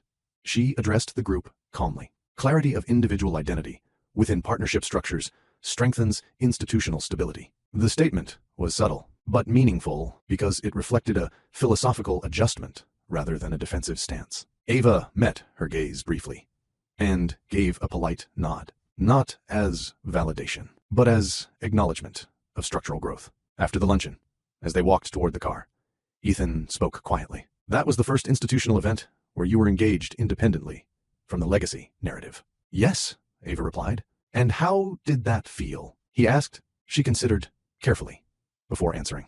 Accurate, not triumphant, not emotional. Purity and accuracy in identity recognition is one of the most stabilizing forms of respect. That night, as they sat together reviewing their weekly plans, Ava noticed another subtle shift in their relationship dynamic. Ethan asked more collaborative questions, not out of uncertainty, out of intentional partnership. Are there any decisions this week where institutional perception might intersect with personal boundaries? He asked. She smiled faintly. That question alone shows growth. He returned the smile slightly. I prefer proactive clarity now. Another life lesson solidified between them. Growth in relationships is visible through improved questions, not just improved reactions. As the evening grew quiet, Ava returned to the kitchen counter one last time, placing the final stack of sorted mail neatly aside. Her eyes lingered briefly on the empty space where that first envelope had once rested months ago. A thin, unremarkable envelope. Easily ignored, easily dismissed, easily forgotten. And yet, it had revealed hidden structural foresight, institutional patterns, emotional growth, marital transformation, all from one small decision to pay attention instead of postpone. Ethan joined her quietly. You're thinking about the beginning, he said. Yes. What have you concluded? He asked. She turned slightly toward him, her expression calm and grounded. That dignity is rarely protected by dramatic actions, she said. It is protected by small, consistent choices made with awareness. He nodded slowly. And love? He asked. She smiled faintly. Love, she replied softly, is not about avoiding difficult truths. It is about facing them together with honesty, boundaries, and respect. And in that quiet kitchen, with nothing dramatic left to resolve and nothing fragile left to defend, their marriage stood not as a fairy tale victory, but as something far more real, and grounded, and built on the quiet power of small intentional decisions. Months later, the envelope was no longer on the counter, but its impact remained in everything that followed. Not as fear, not as tension, but as awareness woven quietly into the fabric of Ava and Ethan's life. And that awareness changed the way they made even the smallest decisions. One Saturday morning, Ava sat on the porch reviewing a compliance report, while Ethan adjusted a loose railing that had shifted slightly after a recent storm. The scene looked ordinary, simple, peaceful, routine, yet it represented something deeply earned. Not the absence of conflict, but the presence of clarity. You could have asked maintenance to fix that, Ava said gently, watching him tighten the final bolt. Ethan glanced up with a faint smile. I could. Then why didn't you? He wiped his hands on a cloth and leaned lightly against the railing. Because small repairs prevent larger problems, he said. She held his gaze for a moment. That applies to more than railings. Yes, he replied calmly. It applies to relationships, boundaries, and silence too. That sentence captured one of the greatest educational lessons of their journey. Ignoring small misalignments does not preserve peace. It quietly expands future conflict. Life had not become dramatic after the trust stabilization. It had become intentional. Ethan no longer defaulted to neutrality during sensitive discussions. Ava no longer relied solely on patience when clarity was required. Instead, they practiced something more sustainable, consistent transparency. Their weekly routines now included structured conversations about family dynamics, institutional obligations, personal boundaries, emotional well-being, not because problems were ongoing, but because prevention had become a shared value. Another powerful life lesson emerged. Healthy relationships are maintained through proactive communication, not reactive repair. One afternoon, a formal letter arrived. Not threatening, not ambiguous. Official, from Margaret Calder. Ava opened it calmly and read it aloud. Final trust review. Structural stability confirmed. Institutional repositioning attempts resolved. Identity autonomy sustained. Advisory risk level minimal. Recommendation: continue consistent boundary clarity and mutual alignment. She set the letter down slowly, not with relief alone, but with quiet closure. It's officially stable, she said. Ethan nodded once, absorbing the words with grounded composure rather than emotional reaction. My father planned for long-term dignity, he said quietly, not short-term conflict. Mom folded the letter carefully, and that distinction protected our marriage more than we realized at the beginning. Educationally, this insight was profound, because many people assume protection must be loud, confrontational, or dramatic. But Daniel Whitmore had understood something deeper. The most effective protection is structured, patient, and foresighted. That evening, they received an unexpected invitation from Eleanor. Not to a gala, not an institutional event. Just dinner, private, unpublicized, personal. When they arrived, the atmosphere at the estate felt noticeably different from months before. Still elegant, still composed, but less performative, more direct. Eleanor greeted Ava by name immediately. Ava, she said, with calm acknowledgement. I appreciate your consistency. Not flattery, not diplomacy, recognition. They sat for dinner without strategic tension. No layered phrasing, no symbolic positioning, just conversation. After the main course, Eleanor spoke with unusual directness. I have spent considerable time reviewing my advisory methodologies, she said. Ethan listened without interruption. I prioritized legacy perception over individual autonomy, she continued. And while I believed that approach preserved structural stability, it underestimated the importance of personal identity within modern partnerships. Ava remained calm, allowing the statement to fully land. Educationally, this moment illustrated something rare. True recalibration often appears as analytical reflection rather than emotional apology. I never opposed legacy, Ava replied gently. I only resisted being redefined by it. Eleanor nodded slowly. That distinction is now clear. A long pause followed.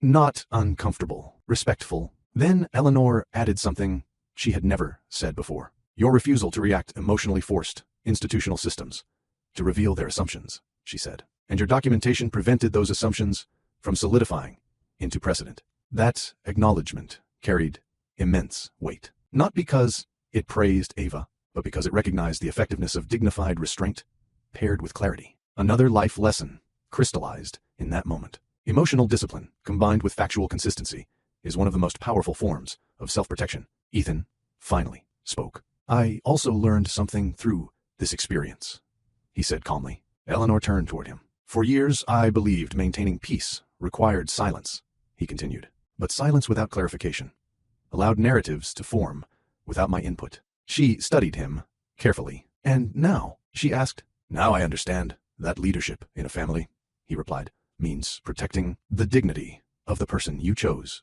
to build a life with. The words were not dramatic, but they were final in their meaning. Eleanor gave a slow, measured nod. That is a mature conclusion.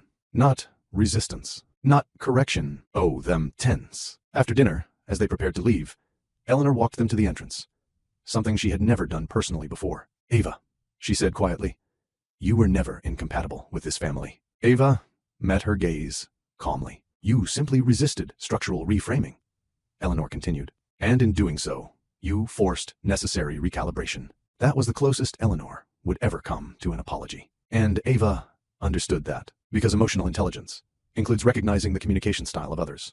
Without demanding, they mirror your own. Thank you, Ava replied politely, Clarity benefits everyone in the long term. As they drove home under the soft glow of streetlights, the silence between them felt deeply peaceful. Not fragile, not cautious, secure. Do you regret opening the envelope? Ethan asked, softly. Ava smiled, faintly. No, even knowing how much it revealed? He asked.